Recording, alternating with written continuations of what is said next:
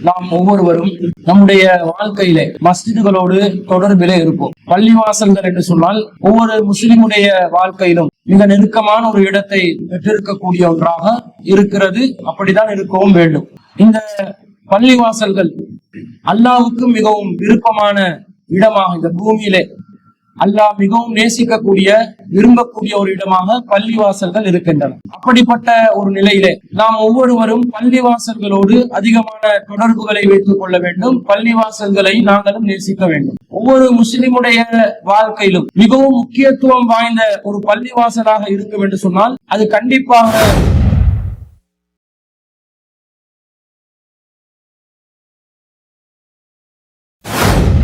உலகத்துல ஒரு ஊரை பத்தி பேசுறதா இருந்தா இந்த மக்காவை பத்தி தான் நிறைய பேசுவோம். எங்கட கொழும்பை பத்தியா எல்லாம் பேசுவான், ஸ்ரீலங்காவை பத்தியா பேசுவான். இல்ல, நம்ம நாட்டோட பேர் வருது குர்ஆன்ல, லங்காண்டு வருதுங்க. மைஷத்தன் லங்கான்னு ஒரு வசனம் வரும். இந்த லங்காக்கு அர்த்தமே நெருக்கடி. அரபுல லங்காவுக்கு அர்த்தமே நெருக்கடியா போச்சு. அப்ப நம்ம நாட பேசுறதுக்காக எதுவும் வரல. உலகத்துல வேற வேற ஊர்களை பத்தி பேசுதா, அழிக்கப்பட்ட சில ஊர்களை பத்தி பேசும். விரிவாக, தெளிவாக, துல்லியமாக, புனிதமாக ஒரு ஊரை பத்தி பேசும். மக்காவை பத்தி தான் அல்லாஹ் பேசும்.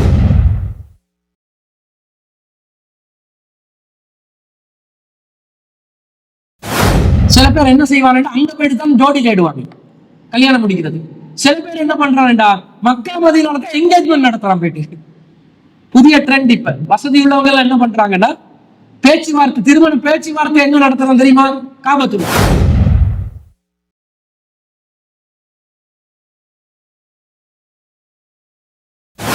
இப்ராஹிம் நபி அவர்களுடைய குடும்பம் அல்லாஹ் மட்டும் வணங்குறதுக்காக செஞ்ச தியாகத்தை வெளிப்படுத்துவதற்காக காபத்துல்லாவை புனிதமாக்குறான், ஹஜ்ஜ கடமையாக்குறான்.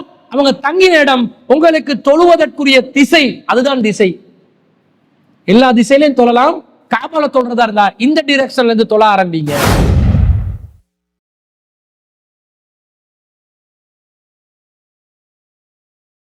ரசூலுல்லாஹ் சொல்றாங்க, மக்களே அவன் உங்களை சோதனைக்குள்ளாக்குவான். யா இபாதல்லாஹ் இஸ்பிது, உறுதியாக இருங்கள் அல்லாஹ்வின் அடியார்களே, நகர்ந்து விடாதீர்கள், பாதத்தை நகர்த்தி விடாதீர்கள், உறுதியா இருங்கன்றாங்க. இப்படி எல்லாம் சோதனைக்குள்ளாக்குற தஜ்ஜால் பின்னுக்கு பெரும் கூட்டம் ஒன்று சேரும்.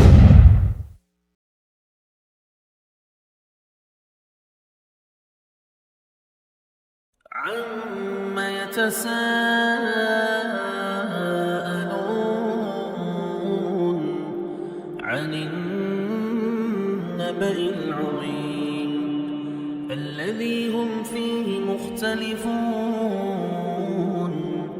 كلا سيعلمون ثم كلا سيعلمون. السلام عليكم ورحمة الله وبركاته. إن الحمد لله نحمده ونستعينه ونستغفره ونعوذ بالله من شرور أنفسنا ومن سيئات أعمالنا. من يهده الله فلا مضل له ومن يضلل فلا هادي له.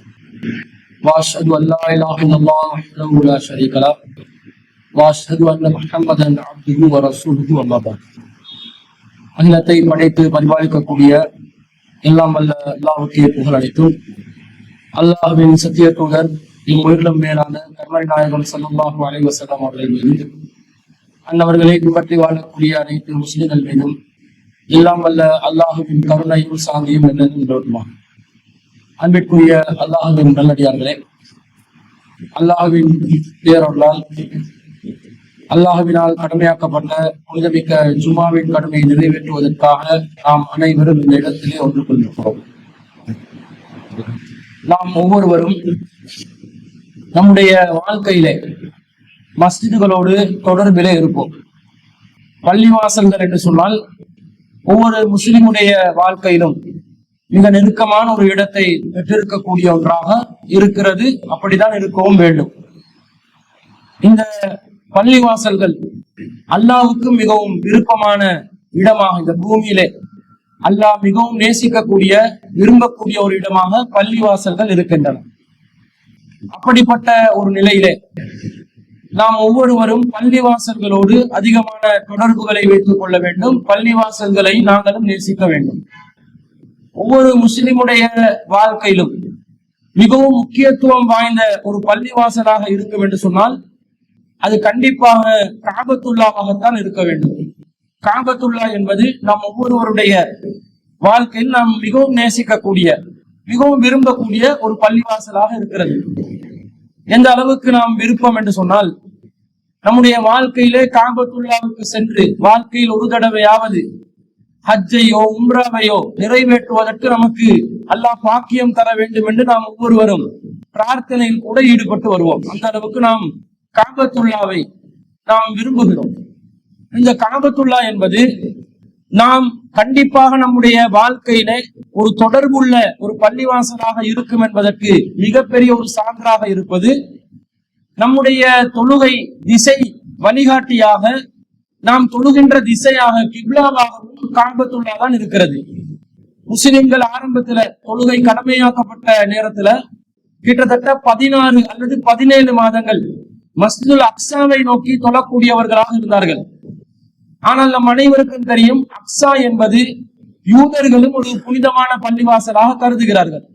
எனவே யூதர்கள் எந்த திசையை நோக்கி வணங்குகிறார்களோ அந்த திசையை நோக்கி முஸ்லிம்களும் வணங்கக்கூடிய ஒரு சூழ்நிலை இருந்ததனால் நபிகள் நாயகம் ஸல்லல்லாஹு அலைஹி வஸல்லம் அவர்கள் தனிப்பட்ட முறையில் அதை விரும்பல. தினசரி வானத்தை நோக்கி அடிக்கடி முகத்தை திருப்பி கொண்டிருப்பார்கள். இந்த கிப்லாவிலே ஒரு மாற்றம் ஏற்படாதா என்று நபிகள் நாயகம் ஸல்லல்லாஹு அலைஹி வஸல்லம் அவர்களும் விரும்பினார்கள். நபிகள் நாயகத்துடைய அந்த விருப்பத்தை அல்லாஹ் ரப்பல் ஆலமீன் ஏற்றுக்கொண்டு காபத்துல்லாவை நோக்கி முஸ்லிம்கள் திரும்ப வேண்டும், தொழுகை திசையாக காபத்துல்லாவை ஆக்கிக் கொள்ள வேண்டும் என்று 2வது அத்தியாயத்துல 150வது வசனத்துல அல்லாஹ் கட்டளையிடுகிறான். வமின் ஹைசு ஹரஜ்த, நபியே நீங்க எங்கிருந்து வெளிப்பட்டாலும் ஃபவல்லி வஜ்ஹக ஷத்ரல் மஸ்ஜிதுல் ஹராம், நீங்கள் மஸ்ஜிதுல் ஹராமை நோக்கி உங்களுடைய முகத்தை திருப்ப வேண்டும். இது ரசூலுல்லாஹ்வுக்கு அல்லாஹ் முதலாவதாக நபிகளாருடைய விருப்பத்தின் அடிப்படையில இதை செய்வதனால முதலாவதாக ரசூலுல்லாஹ்வை நோக்கி அல்லாஹ் விழிச்சு பேசுறான். 2வதாக அதே வசனத்துல தொடர்ச்சியாக ஐசுமா குந்தும், முஸ்லிம்கள் அனைவரையும் பார்த்து அல்லாஹ் சொல்கிறான், நீங்கள் எங்கே இருந்தாலும் ஃபவல்லு வுஜூஹக்கும் ஷத்ரா, உங்களுடைய முகங்களை அதை நோக்கியே நீங்கள் திருப்பிக் கொள்ளுங்கள் என்று அல்லாஹ் சொல்கிறான். பைபிள் என்ற ஒரு கிறிஸ்தவர்களுடைய வேதம் இருக்கிறது. அதுல பழைய ஏற்பாட்டுல கூட கிப்லா திசை மாற்றம் ஏற்படும் என்பதை அவர்களுடைய வேத நூல்ல அவங்க எழுதி வச்சிருக்கிறாங்க. கிறிஸ்தவர்கள் எந்த வேதமா நம்புறாங்களோ அந்த புனித வேதாகமம் என்று சொல்லக்கூடிய நூட்கள்ல, பழைய ஏற்பாடுகள்ல கிப்லா தொழும் திசை மாற்றப்படும், வணங்கும் திசை மாற்றம் ஏற்படும், அரேபியத்துல ஒரு ஒளி தீபம் ஏற்படும், அதன் மூலமாக மக்கள் நேர்வழி அடைவார்கள் என்றெல்லாம் சொல்லி இந்த மக்காவை குறித்தும் காபத்துல்லாவை குறித்தும் முன்னறிவிப்புகள் இருக்கின்றன. அது அவங்க இப்ப வியாக்கியானம் சொல்லுவாங்க. ஆனா கண்டிப்பாக அரபு தேசத்துல வணங்கக்கூடிய ஒரு திசை மாறும் அது காபத்துல்லா தான். அப்ப இது முன்னறிவிப்பாக இருந்தது, அல்லாஹ்வுடைய ஏற்கனவே ஒரு ஏற்பாடாக இருந்ததை உறுதிப்படுத்துவதை நாம் பார்க்கிறோம். இந்த காபத்துல்லாவை பற்றி நாம் அறிந்து வைத்திருக்க வேண்டும். ஏன்னா நாங்க ரொம்ப நேசிக்கிற இடம் தானே, ரொம்ப விரும்புற இடம் என்றதுனால பலவிதமான செய்திகள் அது சம்பந்தமாக இஸ்லாம் சொல்கிறது, அதை நாங்க விளங்கி வச்சிருக்கிறோம். முதல்ல இந்த பள்ளிவாசல் காபத்துல்லா என்பது அந்த சதுர வடிவத்தில் இருக்கக்கூடிய கருப்பு ஆடை போர்த்தி வைக்கப்பட்டிருக்கக்கூடிய ஒரு ஆலயம், ஒரு கட்டிடத்தை குறிக்குது காபத்துல்லா. காபத்துல்லா என்ற உடனே ஒட்டுமொத்த மக்காவையும் சேர்த்து நாங்க காபத்துல்லா என்று விளங்க கூடாது. அது ஒரு அந்த கட்டிடம் சதுர வடிவத்தில் உள்ள கட்டிடம். இந்த கட்டிடத்தை பொறுத்த அளவுல இதை யாரு உருவாக்கினார்கள் என்று கேட்டால் இங்கதான் விசேடம் இருக்குது. அந்த நபி ஸல்லல்லாஹு அலைஹி வஸல்லம் அவங்க கிட்ட கேட்கிறாங்க, அபூதர் ரலியல்லாஹு அன்ஹு கேட்கிறாங்க, யா ரசூலல்லாஹ் ஐயு மஸ்ஜிதின் முலிஅ ஃபில் அர்லி அவ்வல, பூமியிலே முதலாவதாக கட்டப்பட்ட பள்ளிவாசல் எது என்று கேட்ட நேரத்துல ரசூலுல்லாஹ் மஸ்ஜிதுல் ஹராம், மஸ்ஜிதுல் ஹராம் என்றாங்க, புனிதமான பள்ளிவாசல். பிறகு அவர் கேட்கிறார் சும்ம ஐயுன், பிறகு எதுன்னு கேட்கிறாங்க. ரசூலுல்லாஹ் சொல்றாங்க அல் மஸ்ஜிதுல் அக்ஸா, பிறகு மஸ்ஜிதுல் அக்ஸா தான் கட்டப்பட்டது. பிறகு ரசூலுல்லாஹ் கிட்ட கேட்கிறாரு கம்கான பைனஹுமா, அந்த ரெண்டுக்கு மத்தியில இடைவெளி வித்தியாசம் எவ்வளவு ஆண்டுகள் எவ்வளவு காலம் இருந்தது என்று கேட்டோட ரசூலுல்லாஹ் சொல்றாங்க அர்பஊன ஸனதன், 40 வருடங்கள். இந்த செய்தியை நாங்க புகாரில பார்க்கக்கூடிய ஒரு செய்தி. இது புகாரில 3366வது செய்தி. முதலாவது கட்டப்பட்ட பள்ளிவாசல் மஸ்ஜிதுல் ஹராம். இப்ப மஸ்ஜிதுல் ஹராம் யாரு கட்டுறாங்க? ஆதம் அலைஹிஸ்ஸலாம் தானே கட்டணும். அவர் தான் முதல் மனிதர், முதல் நபி. பள்ளிவாசல் ஒன்று முதலாவது பூமியில கட்டப்படுதுன்னா அப்ப நபி வந்து தொழாமலா இருப்பாங்க? அவங்கதான் கட்டி இருக்கிறாங்க. அப்ப உலகத்துல முதலாவது மனிதரால் கட்டப்பட்ட ஒரு பள்ளிவாசல் தான் காபத்துல்லா என்று அழைக்கப்படுகின்ற மஸ்ஜிதுல் ஹராம் எவ்வளவு புனிதமானதா இருக்குது, எவ்வளவு முக்கியத்துவம் வாய்ந்ததாக இருக்கிறது, கொஞ்சம் சிந்திச்சு பாருங்க. ரெண்டாவது மஸ்ஜிதுல் அக்ஸா, பாலஸ்தீனத்துல இன்னைக்கு போராட்டம் எல்லாம் நடந்து கொண்டிருக்குது. அந்த மஸ்ஜிதுல் அக்ஸா இரண்டாவதாக, 2க்கு 40 வருஷம் இடைவெளி. இப்ப இன்னும் எனக்கு ஆதம் அலைஹிஸ்ஸலாம் 1000 வருஷம் வாழ்ந்தாங்கன்னு விலகி வச்சிருக்கிறோம். அப்ப அதை யாரை கட்டியிருப்பா? அதுவும் ஆதம் அலைஹிஸ்ஸலாம் தான். அப்ப எவ்வளவு ஒரு முக்கியத்துவம் வாய்ந்த 2 பள்ளிவாசல் பாருங்க. இஸ்லாம் ஒன்று புனிதமாக்குது என்று சொன்னா அதுக்கு ஒரு காரணம் இருக்குதானே. மஸ்ஜிதுல் ஹராம் என்று புனிதமான பள்ளி என்று சொல்லி இதை சொல்லுது என்று சொன்னா அதுக்கு என்ன காரணம்? ஹராம் என்ற வார்த்தை தான் எங்க பள்ளிவாசலுக்கு வருது. மஸ்ஜிதுல் ஹராம், ஹராமான பள்ளி என்று அர்த்தம். நாங்க எதுக்கு ஹராம் ஹலால் என்று பேசுவோமே, அல்லாஹ் ஹலால் ஹராம் என்று பல விஷயங்களை குர்ஆன்ல சொல்லுவானே, தடுக்கப்பட்ட காரியங்களுக்கு தான் ஹராம் என்றுவோம். இங்க பள்ளிவாசலுக்கு பேரே ஹராம், ஹராம் பள்ளி. நம்மாக்கள் இருக்கிறாங்க, பெட்டிங் சென்டருக்கு ஹலால் பெட்டிங் சென்டர் பேர் வைப்பான், அது வேற விஷயம். அதுக்கு என்னன்னு கேட்டா ஹலால்காக பெட்டிங் சென்டர், அதனால ஹலால் பெட்டிங் சென்டர் பேர் வைப்பான். மாத்தி எல்லாம் குண்டக்க மண்டக்க தானே செய்வாங்க நம்மாக்கள். ஆனா இந்த பள்ளிவாசல் புனிதமான பள்ளிவாசலுக்கு மஸ்ஜிதுல் ஹலால் என்று தானே வரணும். ஹராம் என்று வந்துச்சு என்று கேட்டால் இந்த ஹராம் என்ற வார்த்தையை பொறுத்த அளவுல புனிதத்துவத்தை குறிக்கிறதுக்காகவும் பயன்படுத்தப்படும், தடுக்கப்பட்ட விஷயங்களுக்காகவும் பயன்படுத்தப்படும். ஆனா வார்த்தை நேரடி அர்த்தம் தடுக்கப்பட்டதுதான். ஏன் தடுக்கப்பட்டது புனிதமாச்சுன்னு சொன்னா, எல்லா பள்ளிவாசல்கள்ல உள்ள சட்ட திட்டங்கள் மஸ்ஜிதுல் ஹராம்ல இல்ல, வித்தியாசமான ஒரு பள்ளிவாசல் அது. அந்த பள்ளிவாசலும் பள்ளிவாசலை சுற்றியுள்ள வளாகத்திலும் நாம் செய்ய வேண்டிய காரியங்கள், செய்யக்கூடாத காரியங்கள் என்று சில சட்ட திட்டங்கள் இருக்குது. அதனால அது மஸ்ஜிதுல் ஹராம், புனிதமான பள்ளிவாசல் அர்த்தம். இப்ப புனிதமான பள்ளிவாசல் என்றா அதுக்கு காரணம் அது ஆரம்பத்துல கட்டப்பட்ட பள்ளிவாசல் என்ற புனிதத்துவமும் இருக்கிறது. அப்படியான மஸ்ஜித் நபவி புனிதம், அப்ப அது ஆரம்பத்துல கட்டப்படல. இது மட்டும் காரணம் என்றது இல்ல, அடிப்படையான காரணம் அதிலே நிகழ்த்தப்படுகின்ற சில வணக்க வழிபாடுகள், சில சட்ட திட்டங்கள், செய்யக்கூடாத காரியங்கள் என்று பிரத்யேகமான விசேடமான அம்சங்கள் பொருந்தப்பட்டதனாலதான் அது புனிதமான பள்ளி என்று அர்த்தம். இந்த பள்ளி எப்படி உருவாகிச்சு? ஆரம்பத்துல ஆதம் அலைஹிஸ்ஸலாம் கட்டுறாங்க. பிறகு என்ன நடக்குதுன்னு சொன்னா, அந்த பள்ளிவாசல் ஆதம் அலைஹிஸ்ஸலாமே அந்த வாழ முடியாததுனாலதான் போறாங்க. காபத்துள்ளால பள்ளிவாசல் கட்டி வணங்கி கொண்டு ஹவ்வா அலைஹிஸ்ஸலாமும் ஆதம் அலைஹிஸ்ஸலாமும் 2 பேரும் வாழ்றாங்க மக்கால. ஆனா வாழ்றதுக்குரிய சூழல் இல்ல. அது ஒரு பள்ளத்தாக்கு, ஒரு வறண்ட நிலம், அதுல பல வகைகள் எதுவும் கிடைக்காது, ரொம்ப சிரமப்பட்டுதான் வாழணும். தண்ணீர் வசதி பத்தாது, பாலைவனமான இடம். அப்ப அதுல வாழ்றதுக்குரிய ஒரு சூழல் இல்லாத காரணத்தினால் கூட அவர்கள் மஸ்ஜிதுல் அக்ஸாவை நோக்கி, பாலஸ்தீனத்தை நோக்கி சென்று மஸ்ஜிதுல் அக்ஸாவை உருவாக்கி இருப்பார்கள். இங்க பள்ளிவாசல் பாலடையுது, சிதலம் அடையுது, அந்த பள்ளிவாசல் பயன்பாடுக்கு இல்லாத ஒரு சூழ்நிலைக்கு ஆகுது.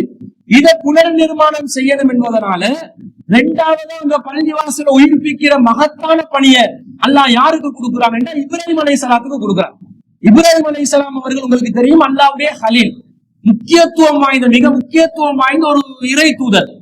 உலகத்திலே ஒரு 3 சமூகத்தவர்கள் அவரை உரிமை கொண்டாடுவாங்க. யூதர்களும் இப்ராஹிம் எங்கடாண்டுவாங்க, கிறிஸ்தவர்கள் இப்ராஹிம் எங்கடாண்டுவாங்க, முஸ்லிம்கள் நாங்க எங்கடாண்டுவோம். அல்லாஹ்வே குர்ஆன்ல சொல்றான், இப்ராஹிம் யஹூதி நசாரான்னு சொல்லாதீங்க, அவருக்கு பின்னாடிதான் தௌராத் அருளப்பட்டது, இன்ஜீல் அருளப்பட்டது. இப்ராஹிம் அலைஹிஸ்ஸலாத்துக்கு யார் உண்மையான உரிமையாளர்கள் என்று சொன்னா, யார் அவருடைய மார்க்கத்தை பின்பற்றாங்களோ அவர்கள் தான். யாரு மார்க்கத்தை பின்பற்றா? அல்லாஹ் மட்டும் வணங்கணும் என்ற கொள்கை, அல்லாஹ்வுக்கு இணை துணை இல்லை என்ற கொள்கை, அல்லாஹ்வை தவிர யாரையும் எந்த சக்தியை நாங்கள் நம்ப மாட்டோம் என்ற உறுதியான அஸ்திவாரத்தை கொண்ட ஏகத்துவம் முஸ்லிம்களிடம் தான் இருக்குது. நம்ம மக்கள் கிட்ட 72 கூட்டங்கள் கிட்ட காணாம போயிட்டு இருக்குது, அது வேற விஷயம்.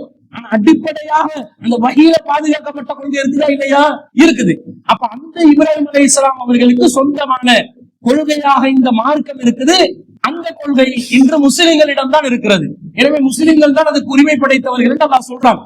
அந்த இப்ராஹிம் அலைஹிஸ்ஸலாம் அவர்கள் தான் காபத்துல்லாஹ் புனர் நிர்மாணம் செய்யறாங்க. சாதாரண ஒரு விஷயம் இல்ல. அந்த புனிதத்துவத்தை அந்த பள்ளிவாசலுக்கு உருவாக்குறதுக்காக வேண்டி அவருடைய குடும்பமே தியாகம் செய்து, அல்லாஹ் தஆலா ஹாஜர் அலைஹிஸ்ஸலாம் அவர்களுக்கு பிறந்த இஸ்மாயில் அலைஹிஸ்ஸலாம் அவர்களோட சேர்த்து கை குழந்தைய வறண்ட பூமியில மக்கள் நடமாட்டம் இல்லாத பாலைவனத்தில் அல்லாஹ் தங்க வச்சு வரணும் என்று அல்லாஹ் சொல்றான். இப்ராஹிம் அலைஹிஸ்ஸலாம் அழைத்து செல்கிறார்கள் ஹாஜர் அலைஹிஸ்ஸலாம் அவர்களை. எங்க கொண்டு கூட்டி போறீங்க? கணவர் கிட்ட கேட்கிறாங்க, ஒன்னும் பதில் பேச மாட்டேன்றாரு. போயிட்டு ஒரு இடத்துல தங்க வச்சு திரும்பி போறாரு. இவங்க திரும்ப கேட்கிறாங்க ஹாஜர் அலைஹிஸ்ஸலாம் அவர்கள், என்ன செய்றீங்க? எங்க கூட்டி போறேன், எங்க கொண்டு வந்து விட்டு இருக்கிறீங்க, நாங்க என்ன செய்யணும், யாருமே ஆள் நடமாட்டம் இல்லாத இடமா இருக்குது, என்ன பண்ணணும் என்று கேட்கும் போது இப்ராஹிம் அலைஹிஸ்ஸலாம் பதில் சொல்லவில்லை. உடனே ஆதர் அலைஹிஸ்ஸலாம் கேட்கிறாங்க, அல்லாஹ் அமரக பிஹாதா, அல்லாஹ்தான் உங்களுக்கு இது பற்றி கட்டளை இட்டானா அப்படின்னு கேட்கிறாங்க. கேட்கும்போது அதுக்கு மட்டும் நாம் என்றார், ஆமா என்றார். அப்படியா போங்க, அல்லாஹ் பார்த்துக் கொள்வான், அல்லாஹ் நம்மளை பாதுகாப்பாங்க, அல்லாஹ் நமக்கு வழி செய்வான் என்று சொல்லி ஆஜர் அலைஹிஸ்ஸலாம் அவர்கள் அந்த இடத்துல தங்குறாங்க. ஆனா ஒரு இறையச்சத்தின் உச்சத்தை அடைந்த ஒரு இறை தூதர் என்ற வகையில இந்த தியாகத்தை செய்தாலும் மனிதர் என்ற வகையில் அவருக்கு கவலை ஏற்படுமா இல்லையா? பச்சிலல் குழந்தையையும் மனைவியையும் பாலைவனத்துல விட்டு வர்றாரு. அப்ப அவங்களுக்கு ஒரு பாதுகாப்பு இருக்கணுமா இல்லையா? அல்லாஹ்விடத்திலே துஆ கேட்கிறார்கள், ரப்பனா இன்னி அஸ்கன்து மின் துர்ரியத்தி பிவாதின் கைரி ஸர்இன், இறைவா என்னுடைய குடும்பத்தாரை, என்னுடைய பிள்ளைகளை, என்னுடைய சந்ததியை நான் எந்த மனித நடமாட்டமும் இல்லாத விவசாயத்துக்கு தகுதி இல்லாத ஒரு நிலத்திலே, இந்த பைத்துல் முஹர்ரம் உன்னால் புனிதமாக்கப்பட்ட பைத்துக்கு பக்கத்திலே, அப்பவே புனிதமாகிருச்சு. எப்ப ரசூலுல்லாஹ் இப்ராஹிம் அலைஹிஸ்ஸலாம் புனர் நிர்மாணம் செஞ்சுட்டு தான் புனிதமாக்கினாங்கன்னு இல்ல, மக்கள் நடமாட்டம் இல்லாத செதிலமடைந்த பாலடைந்த நிலையில் காபத்துல்லா இருக்கும் நிலையில் கூட அந்த பள்ளிவாசல் புனிதம் தான். அப்ப புனிதமான பள்ளிவாசலுக்கு பக்கத்திலே நான் விட்டு வந்திருக்கிறேன். ரப்பனா எதுக்காக தெரியுமா இறைவா? லியுகீமுஸ் ஸலாத்த, அவர்கள் தொழுகையை நிலைநாட்ட வேண்டும். இந்த உலகம் முழுவதும் கியாமத் நாள் வரைக்கும் அல்லாஹ்வை மட்டும் வணங்கக்கூடிய, அல்லாஹ்வுக்கு சிறப்பணியக்கூடிய ஒரு சமூகம் உருவாக்கப்படுவதற்கான அஸ்திவாரத்தை உருவாக்கிய தலைவர் இப்ராஹிம் அலைஹிஸ்ஸலாம் அவர்கள். கியாமத் நாள் வரைக்கும் அந்த ஆலயத்தில் அல்லாஹ்வை மாத்திரம் சுஜூத் செய்யப்படும். அப்படிப்பட்ட ஒரு தலத்தை உருவாக்கினார்கள். இதுக்கு ஒரு குடும்பம் தியாகம் செய்கிறது என்ற செய்தியை நாங்க பார்க்கிறோம். இது 14வது அத்தியாயத்துல வசனமாக இருப்பதை நாங்கள் பார்க்கிறோம். அப்ப இவர் புனர் நிர்மாணம் செய்யறதுக்காகத்தான் முதல்ல குடும்பத்தை கொண்டு போயிட்டு அங்க தங்க வைக்கிறார். ஆதர் அலைஹிஸ்ஸலாமும் இஸ்மாயில் அலைஹிஸ்ஸலாமும் எப்படி அதை உருவாக்குவாங்க? அவங்களுக்கு தான் அந்த அதை உருவாக்குறதுக்குரிய அந்த சக்தி இல்லையே, பலவீனமே. குழந்தை, கை குழந்தையும் ஒரு பெண்ணும் இருந்து எப்படி உருவாக்குவாங்க? கொஞ்சம் காலத்துக்கு பிறகு இப்ராஹிம் அலைஹிஸ்ஸலாம் அவர்கள் போறாங்க திரும்ப. அப்ப இப்ராஹிம் அலைஹிஸ்ஸலாம் எங்க இருக்கிறாங்க? பாலஸ்தீனத்துல. மஸ்ஜிதுல் அக்ஸாவை சுத்தி தான் அவங்க வாழ்றாங்க. முஸ்லிம்களுடைய பாரம்பரிய பள்ளி பாலஸ்தீனமும், அதெல்லாம் விட்டு கொடுக்க முடியாது. இவங்க யூதர்களுடைய பள்ளி என்று யூதர்கள் போராட்டம் நடத்துறாங்க. அது தஜ்ஜாலுடைய வருகைக்காக இந்த தளத்தை தயாராக்குறாங்க. அது தனி விஷயம். தஜ்ஜால் என்பவன் யூத இனத்தை சேர்ந்த ஒருவன். அவனுக்கு பின்னாடி அஸ்பஹான் என்ற நாட்டுல கிட்டத்தட்ட 70,000 யூதர்களுடைய படையோடு தஜ்ஜால் கிளம்ப இருக்கிறான். அஸ்பஹான் என்ற அந்த ஊரு, ரசூலுல்லாஹ் சொல்ற அந்த ஊரு இன்று தற்காலத்துல ஈரான்ல இருக்குது. ஈரான் வந்து பலஸ்தீன மக்களுக்கு ஆதரவா குரல் எழுப்புறான். ஆனா ஈரான்ல தான் தஜ்ஜாலும் யூதர்களும் கிளம்புவாங்கன்னு வருது. என்ன நடக்க போகுது, என்ன சதி நடக்க போகுதுன்னு தெரியல. அதுக்குரிய கணக்கை உருவாக்குறதுக்காக யூதர்கள் போராடுறாங்க இந்த பள்ளிவாசலுக்காக வேண்டி. ஆனால் கண்டிப்பாக இப்ராஹிம் அலைஹிஸ்ஸலாம் அவர்கள் உட்பட, ஆதம் அலைஹிஸ்ஸலாம் அவர்கள் உட்பட பல நபிமார்கள் வாழ்ந்து நுபுவத் திறக்கப்பட்டு அல்லாஹ்வுடைய ஏகத்துவம் வஹீ மூலம் அறிவிக்கப்பட்ட ஒரு தொடர்ச்சியான இடம் தான் பாலஸ்தீனம் என்று சொல்லக்கூடிய ஊரு. அங்கதான் அவர் வாழ்றாரு. பிறகு வந்து இந்த பள்ளிவாசலை புனர் நிர்மாணம் செய்யற வேலையை அல்லாஹ் தஆலா இப்ராஹிம் அலைஹிஸ்ஸலாம் அவர்களிடம் உறுதிமொழியாக எடுக்கிறார். இஸ்மாயிலிடமும் இப்ராஹிமிடமும் நாம் ஒரு உறுதிமொழியை எடுத்தோம்.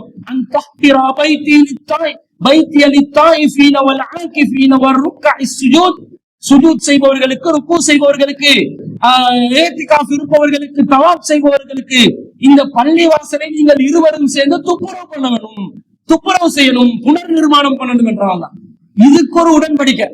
பள்ளிவாசலோட துப்புரவு பண்ணி காடுகள் வளர்ந்திருந்தா அதை அகற்றி தொழுமிடமாக ஆக்குவதற்கான விஷயத்துக்கு அல்லாஹ்வே இறை தூதர்களோட ஒப்பந்தம் பண்ணியிருக்கிறார். இந்த செய்தியை நாங்க குர்ஆன் வசனத்தை 2வது அத்தியாயத்துல 125வது வசனத்துல பாக்குறோம். நம்ம மக்களுக்கு போய் பள்ளிவாசலை கொஞ்சம் போட்டி விடுங்கன்னா முகத்தை சொல்லிப்பான். அது ட்ரஸ்டி செய்யணும், அல்லது பள்ளிவாசல் ஒரு முஅத்தினார் தான் செய்யணும், அல்லது அதுக்கென்னு நேர்ந்து விட்டு சில பேர் இருப்பாங்க, அவங்கதான் செய்யணும் தலையாட்டிப்பாங்க. ஆனா பள்ளிவாசலோட தூய்மைப்படுத்தி தொழுவிடமாக தயார் செய்வது அல்லாஹ் நபிமார்களோட செஞ்ச ஒப்பந்தங்க. நீங்க வசதி கொடுத்த பேர் தாக்கலா இருக்கலாம், அல்லாஹ்க்கு முன்னாடி நீங்க எல்லாரும் அடிமை. ஒரு நாளைக்கு வாலண்டியரா வந்து இந்த பள்ளிவாசலை நான் துப்புரவாக்குறேன், நான் துப்புரவாக்கி விடுறேன், நீங்க வரணும். அல்லாஹ்வுக்கு முன்னாடி உங்களுடைய அடிமைத்தனத்தை நீங்கள் வெளிப்படுத்தணும். அதுதான் உங்களுக்கு நன்மையிலும் இறையச்சத்திலும் உச்சத்தை அடைவதற்கான வழியாக இருப்பதை ஒரு படிப்பினையாக இந்த செய்தியில நாங்க பார்க்கிறோம். அது மாத்திரம் அல்லாமல் இப்ராஹிம் அலைஹிஸ்ஸலாம் அவர்கள் இஸ்மாயில் அலைஹிஸ்ஸலாம் ஒரு குறிப்பிட்ட வயசுக்கு வந்த உடனே ரெண்டு பேரும் சேர்ந்து யங்கான தன்னுடைய மகனையும் அழைத்துக் கொண்டு இப்ராஹிமல் இஸ்மாயில் அவர்களும் இப்ராஹிம் அவர்களும் அந்த பள்ளிவாசல் அத்திவாரங்களை உயர்த்துறாங்க. அப்படியே பாலடைஞ்சு இருக்குது. அத்திவாரங்களை உயர்த்தி அந்த பள்ளிவாசலை கட்டி எழுப்புறாங்க. எழுப்பிட்டு சொல்றாங்க, ரப்பனா தகப்பல் மின்னா இன்னக அன்த ஸமீஉல் அலீம். இறைவா, இதனை எங்களிடமிருந்து ஒப்புக்கொள். இன்னக அன்த ஸமீஉல் அலீம், நீ செவிமடுப்பவன் அறிந்தவன் என்று பிரார்த்தனை செய்யறாங்க. அவ பள்ளிவாசல் எல்லாத்தையும் புனர் நிர்மாணம் செஞ்சு, பெயிண்ட் அடிக்கிறதா இருந்தா பெயிண்ட் அடிச்சு, டைல்ஸ் பிடிக்கிறதா இருந்தா டைல்ஸ பிடிச்சி, ஏசிய போடுறதா இருந்தா ஏசிய போட்டு, ஏசிய சில பேர் இவங்க சொகுசு எதிர்பார்க்கிறாங்க. வசதி எல்லாம் செஞ்சுட்டு அதனுடைய நன்மையை யாருக்கிட்ட எதிர்பார்க்கணும் தெரியுமா? ரப்பனா, இறைவா தகப்பல் மின்னா, எங்களை கபூல் செஞ்சுக்கோ. இன்னக அன்த ஸமீஉல் அலீம், நீதான் செவிமடுப்பவன் அறிந்தவன் என்று அல்லாஹ் கிட்ட கூடிய எதிர்பார்க்கணும். அந்த நிர்வாகியை பாராட்டுவாரா? இந்த ஊர்ல அடுத்ததா நிர்வாகத்துல வந்து இணைப்பாங்களா? இணைய ஜமாத்து தலைவராக்குவாங்களா? இந்த மாதிரி நச்சு கருத்துக்கள் மனசில் இருக்கக்கூடாது. அல்லாஹ்வுக்காக அந்த பணி செய்யணும் என்ற அந்த வரலாறையும் இந்த காபாவுடைய வரலாறுல பாக்குறோம். இது 2வது அத்தியாயத்துல 127வது வசனமா இருக்குது. அடுத்தது பாருங்க, இந்த மக்கா என்ற ஊர், இது காபத்துல்லாஹ் பள்ளி. மக்கா என்ற ஊர் எது என்று சொன்னால், மொத்தமாக அந்த சவுதி அரேபியா மக்கா கிடையாது.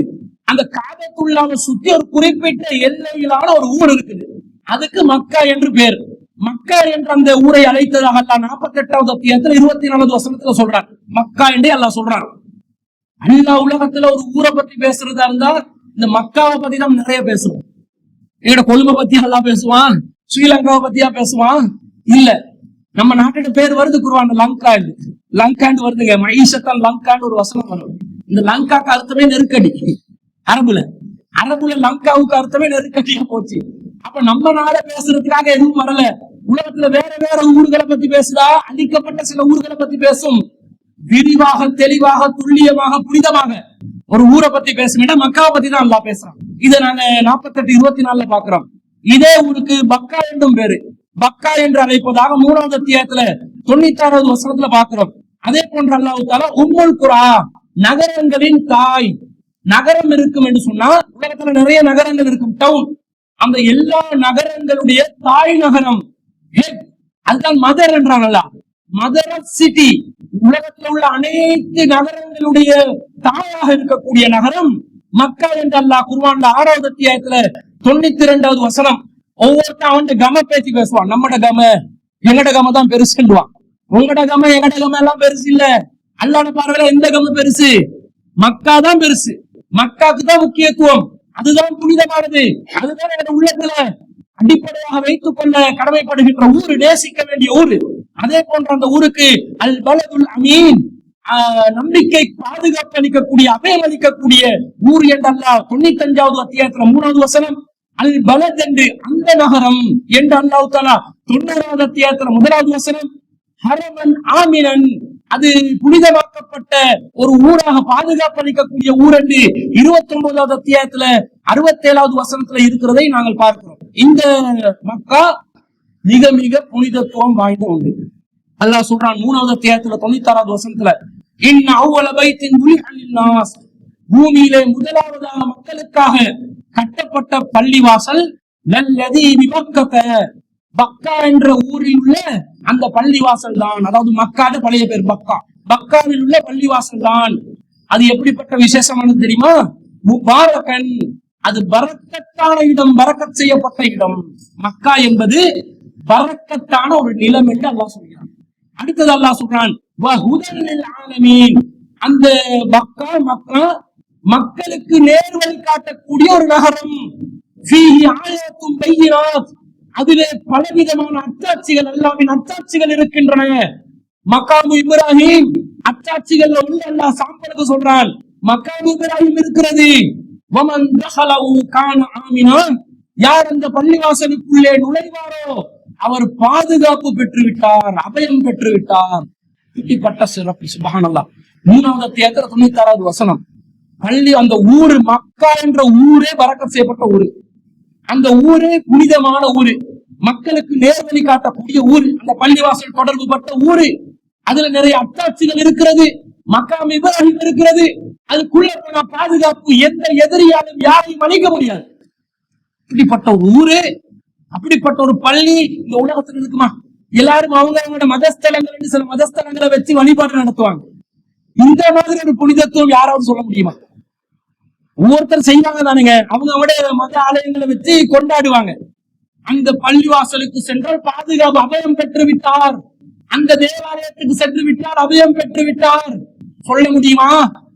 கியாமத் நாள் வரைக்கும் இந்த முன்னறிவிப்பு, இந்த உத்தரவாதம் செல்லுபடியாகும். 360 சிலைகளை உருவாக்கப்பட்ட நிலையில் இருந்த காபத்துல்லா ஃபத்ஹுல் மக்காவிலே, மக்கா வெற்றியின் போது முஸ்லிம்களுடைய ஆளுகைக்கு கீழே வருகிறது.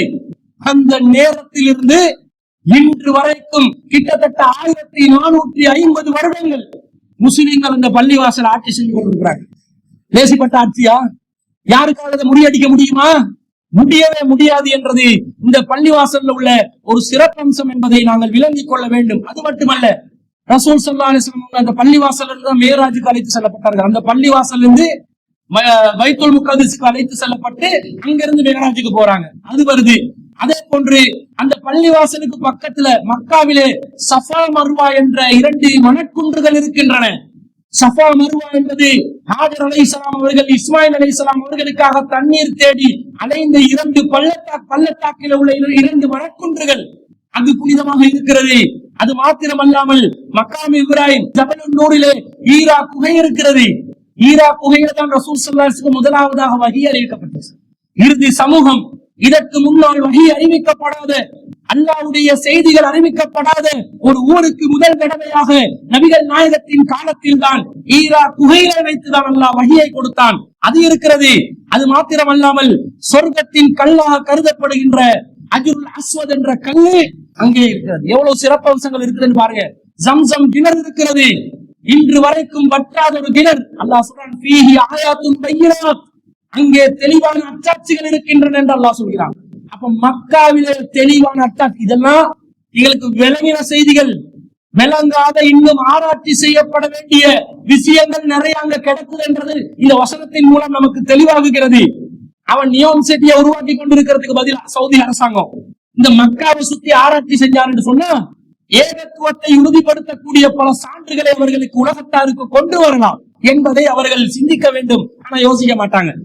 இதை பார்க்கிறோம். அப்ப இது ஒரு பாதுகாப்பு பெற்ற ஒரு இடமாக இருக்கிறது என்பதை பார்க்கிறோம். அதே போன்று அல்லாஹ் தஆலா குர்ஆன்ல சொல்றான், நபி இப்ராஹிம் அலைஹிஸ்ஸலாம் அவர்கள் இந்த மக்காவை புனிதமாக்குற அந்த புனிதம் இடத்துல துஆ கேட்பாங்க. இங்க உள்ளவங்களுக்கு நீ பலகாரங்கள் எல்லாத்தையும் கொண்டு வரணும். அவர்களை நீ மக்களுடைய கவனத்தை, குடும்பத்தை வச்சு போறாரு, மக்களோட கவனம் சேரணும் என்றெல்லாம் சொல்லி அவங்க துஆ செய்யறாங்க. பலகாரங்கள், பல வஸ்துக்கள், உணவுப் பொருட்கள் எல்லாம் காபாக்கு வரணும், மக்காவுக்கு வரணும் என்றாங்க. அதிசயம், ஒரு பாலைவனம், ஒரு வறண்ட நிலம், விவசாயத்துக்கு தகுதி இல்லாத, அல்லாஹ்வே சொல்றாங்க ஐரதி ஜர்இன், அதுல எந்த ஒரு விவசாயத்துக்கும் தகுதியற்ற ஒரு நிலம் என்றார். இப்படி இருக்கக்கூடிய நிலத்துல இன்று வரைக்கும் உலகத்துல அதிகமான உணவுப் பொருட்கள் சப்ளை ஆகுதுன்னா மக்காக்கு தான். மக்கால சப்ளை ஆகுற மாதிரி உணவு உலகத்துல எங்கேயும் சப்ளை ஆகாது. இங்க ஒண்ணுமே பண்ண தேவையில்லைங்க. இவங்க தேவையில்லாம அஜிட கோட்டா எடுத்து ஏஜென்சிக்காரன் இருக்கிறாங்க. கள்ள பயல்கள் நிறைய பேர் சேர்ந்து அமௌண்ட்டை கூட்டி வச்சிருக்கான். லட்சக்கணக்கில் ஹஜ்ஜிக்கு செலவழிக்கணும்னு ஆக்கி வச்சுட்டான். இந்த டிக்கெட்டு செலவு, விசா செலவு மட்டும்தாங்க உண்மையிலே ஹஜ்ஜி செய்யறதுக்குரிய செலவு. சாப்பாடுகள் அவங்களுக்கு செலவு வரும்னு நினைக்கிறீங்களா? எந்த செலவும் வராது. தாராளமா உங்களுக்கு உணவு கிடைக்கும். அந்த பள்ளி வாசல் நீங்க போய் தங்கினாலே போதும். எத்தனை மில்லியன் மக்கள் வந்தாலும் சரி, உணவுக்கு பஞ்சமில்லாத ஒரு ஊரு அந்த காபத்துல்லா இருக்கக்கூடிய மக்கா என்ற ஊரு. இவங்கதான் ஹோட்டல் அது இது லிஸ்ட பெருசாக்குவாங்க. அங்க ஹோட்டல் செலவும் குறவுதான். அங்க உள்ள ஹோட்டல்ல இருக்கக்கூடிய சாப்பாடு உணவுக்கெல்லாம் அப்படி வரக்கத் செஞ்சிருக்கிறாங்க. அங்கெல்லாம் பட்டியல யாராவது சாகுறான்னு சொல்ல முடியுமா? சொல்ல முடியாது. அவன் பிச்சைக்காரனுக்கு கூட கொடுக்கிற அளவுக்கு அங்க நிறைய மக்கள் தர்மம் பண்ணி பண்ணி பண்ணி உணவுக்கு பஞ்சம் இல்லாத ஒரு நிலையை ஆக்கி வச்சிருக்கிறாங்க. இப்படி பரக்கத் செஞ்சா, அல்லாஹ் பரக்கத் செஞ்சானா ரசூலுல்லாஹ் இதை பாக்குறாங்க. பார்த்து சொல்றாங்க, அன்ன இப்ராஹிம ஹர்ரம மக்கா, இப்ராஹிம் மக்காவை ஹராம் செய்தார், புனிதமாக்கினார். வதஆலஹா, மக்காவுக்காக வேண்டி துஆவும் செய்தார். அந்த துஆவின் காரணமா தான் இவ்வளவு பரக்கத் வருது. வஹர்ரம்துல் மதீனா, நான் மதீனாவை புனிதமாக்குறேன் என்றாங்க ரசூல் ஸல்லல்லாஹு அலைஹி வஸல்லம். இப்ராஹிம் அலைஹிஸ்ஸலாம் மக்காவை புனிதமாக்கினாங்களா, நான் மதீனாவை புனிதமாக்குறேன். கமா ஹர்ரம இப்ராஹிம் மக்கா, இப்ராஹிம் எப்படி மக்காவை புனிதமாக்கினாரோ அப்படி நான் மதீனாவை புனிதமாக்குகிறேன்.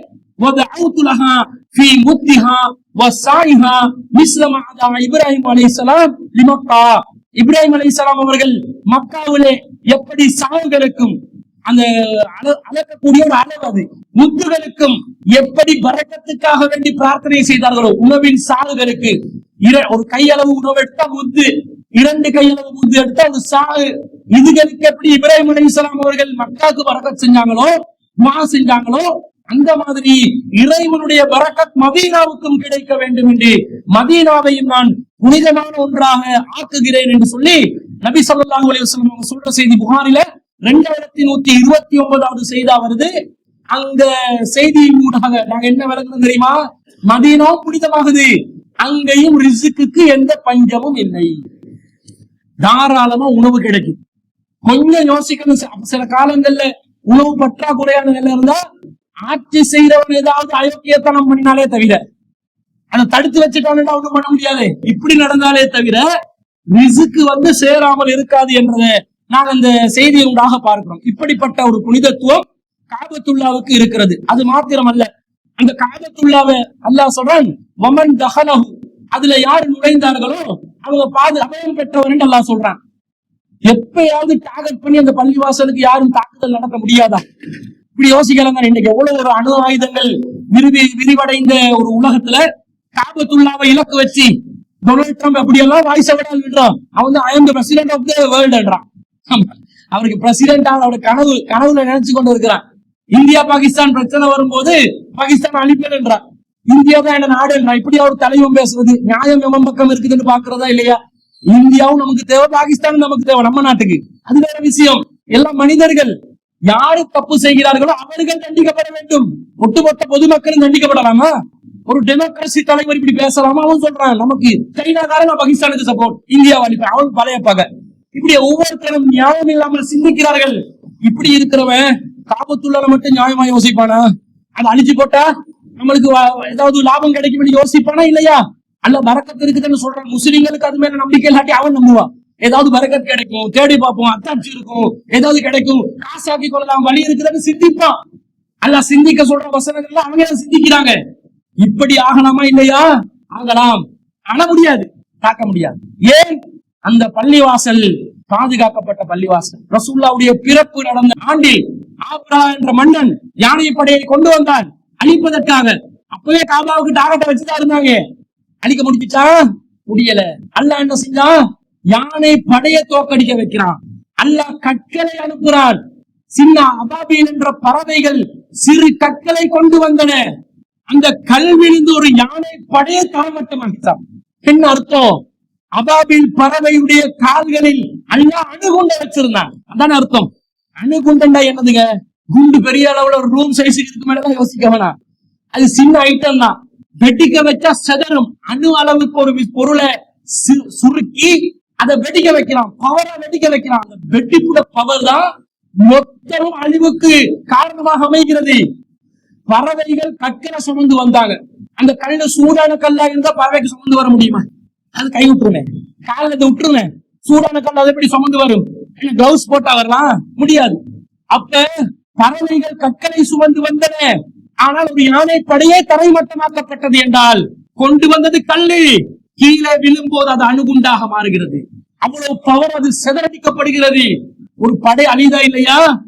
அந்த காலத்துல எல்லாம் அணுகுண்ட வச்சு ஆப்ரா படை அழிச்சானுண்டா, நீ இந்த காலத்துல போலியான அணுகுண்ட வச்சு நீ எந்த மிரட்டல் பண்ணினாலும் முஸ்லிம்கள் அதற்கு கலங்க போவதில்லை. காரணம், அந்த காபத்துல்லாஹ் அவ்வளவு புனிதமான பாதுகாப்பு பெற்ற ஒரு இடமாக இருப்பதை நாங்கள் பார்க்கிறோம். ரசூல் ஸல்லல்லாஹு அலைஹி சொல்றாங்க, யஹ்ஸு ஜைசுல் காபத, ஒரு படையினர் காபாவின் மீது ஒரு நாள் படையெடுப்பார்கள்.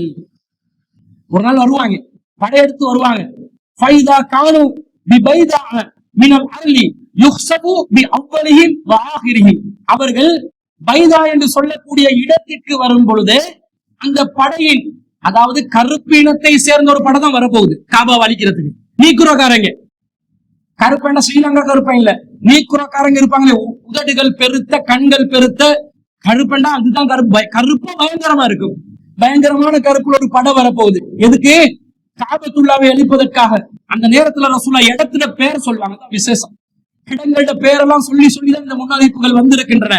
இந்த பைதா என்று சொல்லக்கூடிய இடத்துல அவர்கள் அடையும் பொழுது அவர்களுடைய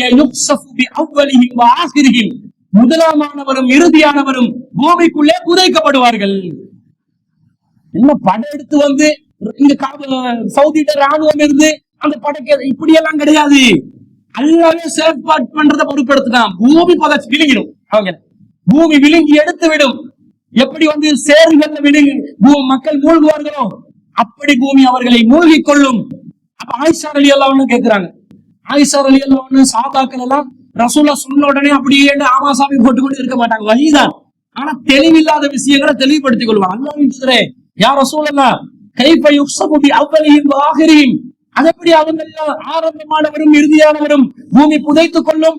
வஃபீஹிம் அஸ்வாகுஹும் வமன் லைஸ மின்ஹும், அந்த கூட்டம் அல்லாதவர்களுடைய ஆக்கள் அங்கே கடைகளை அமைத்திருப்பார்களே, அந்த கடையெல்லாம் சேர்ந்து போயிருமா. விளங்குது பைதா என்றது ஒரு சந்தை என்று விளங்குது. பைதா என்ற சந்தையில கடையை போட்டு வச்சிருப்பாங்களே, வியாபாரம் பண்ணுவார்களே மக்கள், அந்த மக்களை அழிய மாட்டாங்களா? இவர்கள் அல்லாதவர்கள் இருப்பார்களே, அவங்க ஒரு இடத்துக்கு தானே வர்றாங்க, அந்த இடத்துல ஏற்கனவே பஜார் போட்டு இருப்பாங்களே ஆக்கள், அவங்க அழிய மாட்டாங்களா அப்படின்னு கேட்கிறாங்க. அதற்கு நபி ஸல்லல்லாஹு அலைஹி வஸல்லம் சொல்றாங்க, யுக்ஸஃபு பி அவ்வலிஹிம் வ ஆகிரிஹிம், அவர்களில் முதலாமானவரும் இறுதியானவரும் பூமியில் புதைக்கப்படுவார்கள். சும்ம யுபஅஸூன அலா நிய்யாத்திஹிம், அவர்களுடைய நீயத்தை பொறுத்து மறுமையில் எழுப்பப்படுவார்கள். எந்த நீயத்துல ஒருத்தர் அந்த படையோட சேர்ந்து காபா வலிக்க வந்தா அவன் நரகத்துக்குரியவனா எழுப்பப்படுவான். அந்த பஜார்ல வியாபாரம் செஞ்சு கொண்ட ஆக்களா இருந்தா, நல்லவங்களா இருந்தா அவர்களுடைய நீயத்துக்கு எழுப்பப்படுவார்கள் என்ற செய்தியை நாங்க புகாரில 2118வது செய்தியாக பார்க்கிறோம். இப்படி காபத்துல்லா விஷயத்துல அல்லாஹ்வின் தூதர் ஸல்லல்லாஹு அலைஹி வஸல்லம் அவர்கள் நிறைய விஷயங்கள் நமக்கு எடுத்து சொல்றாங்க. நபி ஸல்லல்லாஹு அலைஹி வஸல்லம் அவர்கள் ஒரு இடத்துல சொல்றாங்க, அஸ்வா என்ற ஒரு இடம் இருக்கிறது. அந்த அஸ்வா என்ற இடத்துல ரசூல் ஸல்லல்லாஹு அலைஹி வஸல்லம் நேர ஹிஜ்ரத் போற டைம்ல ரசூல் ஸல்லல்லாஹு அலைஹி வஸல்லம் நிக்கிறாங்க. நின்று காபத்துல்லாவை பாக்குறாங்க. காபத்துல்லாவை நாங்க நேசிக்கணும் தானே, காபத்துல்லாவை நேசிக்கணும் என்றது ஒரு பண்பை வச்சுக்கணும். நம்ம அதற்கு அந்த ஐடியா இல்லாததுனாலதான் இன்னைக்கு இந்த தலைப்படுத்த அது ஒரு மைண்ட்ல அஜிக்கு காபா உம்ராக்கு காபான்றது இல்ல, தண்ணி ஒரு பாசத்தை வச்சுக்கணும். ரசூல் ஸல்லல்லாஹு அலைஹி வஸல்லம் அவர்கள் சொல்றாங்க, வல்லாஹி அல்லாஹ் மீது சத்தியமாக, இன்னகி லா கைரு அர்லில்லாஹ், காபாவே மக்காவே, இந்த மக்கால அந்த பகுதியை வச்சு சொல்றாங்க, நீதான் அல்லாஹ்வுக்கு ரொம்ப மிகவும் விருப்பமான ரொம்ப சிறந்த இடமாக இருக்கிறது.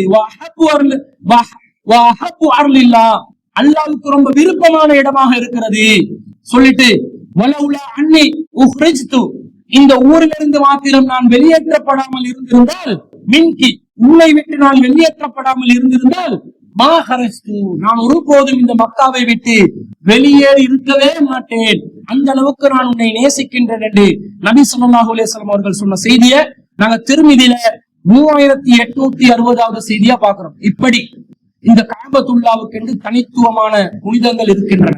இன்ஷா அல்லாஹ் இந்த காபத்துல்லா எந்த அடிப்படையில் புனிதமாக்கப்பட்டது, அதுல சட்டதிட்டங்கள் என்ன மாதிரி சட்டதிட்டங்களை கடைபிடிக்கணும் என்றது இன்ஷா அல்லாஹ் இன்னொரு ஜுமாவிலே பார்ப்போம். வாஹிர் தாவன். அஸ்ஸலாமு அலைக்கும் வரஹ்மத்துல்லாஹி வபரகாத்துஹு. இன்னல் ஹம்தலில்லாஹ் நஹ்மதுஹு வ நஸ்தஈனுஹு வ நஸ்தக்ஃபிருஹு வ நஊது பில்லாஹி மின் ஷுரூரி அன்ஃபுஸினா வ மின் ஸய்யிஆத்தி அமாலினா. மன் யஹ்திஹில்லாஹு ஃபலா முضل லஹு வ மன் யுضلل ஃபலா ஹாதிய லஹு. வ அஷ்ஹது அன் லா இலாஹா இல்லல்லாஹ் வஹ்தஹு லா ஷரீக லஹு வ அஷ்ஹது அன்ன முஹம்மதன் அப்துஹு வ ரசூலுஹு அம்மா பஅத்.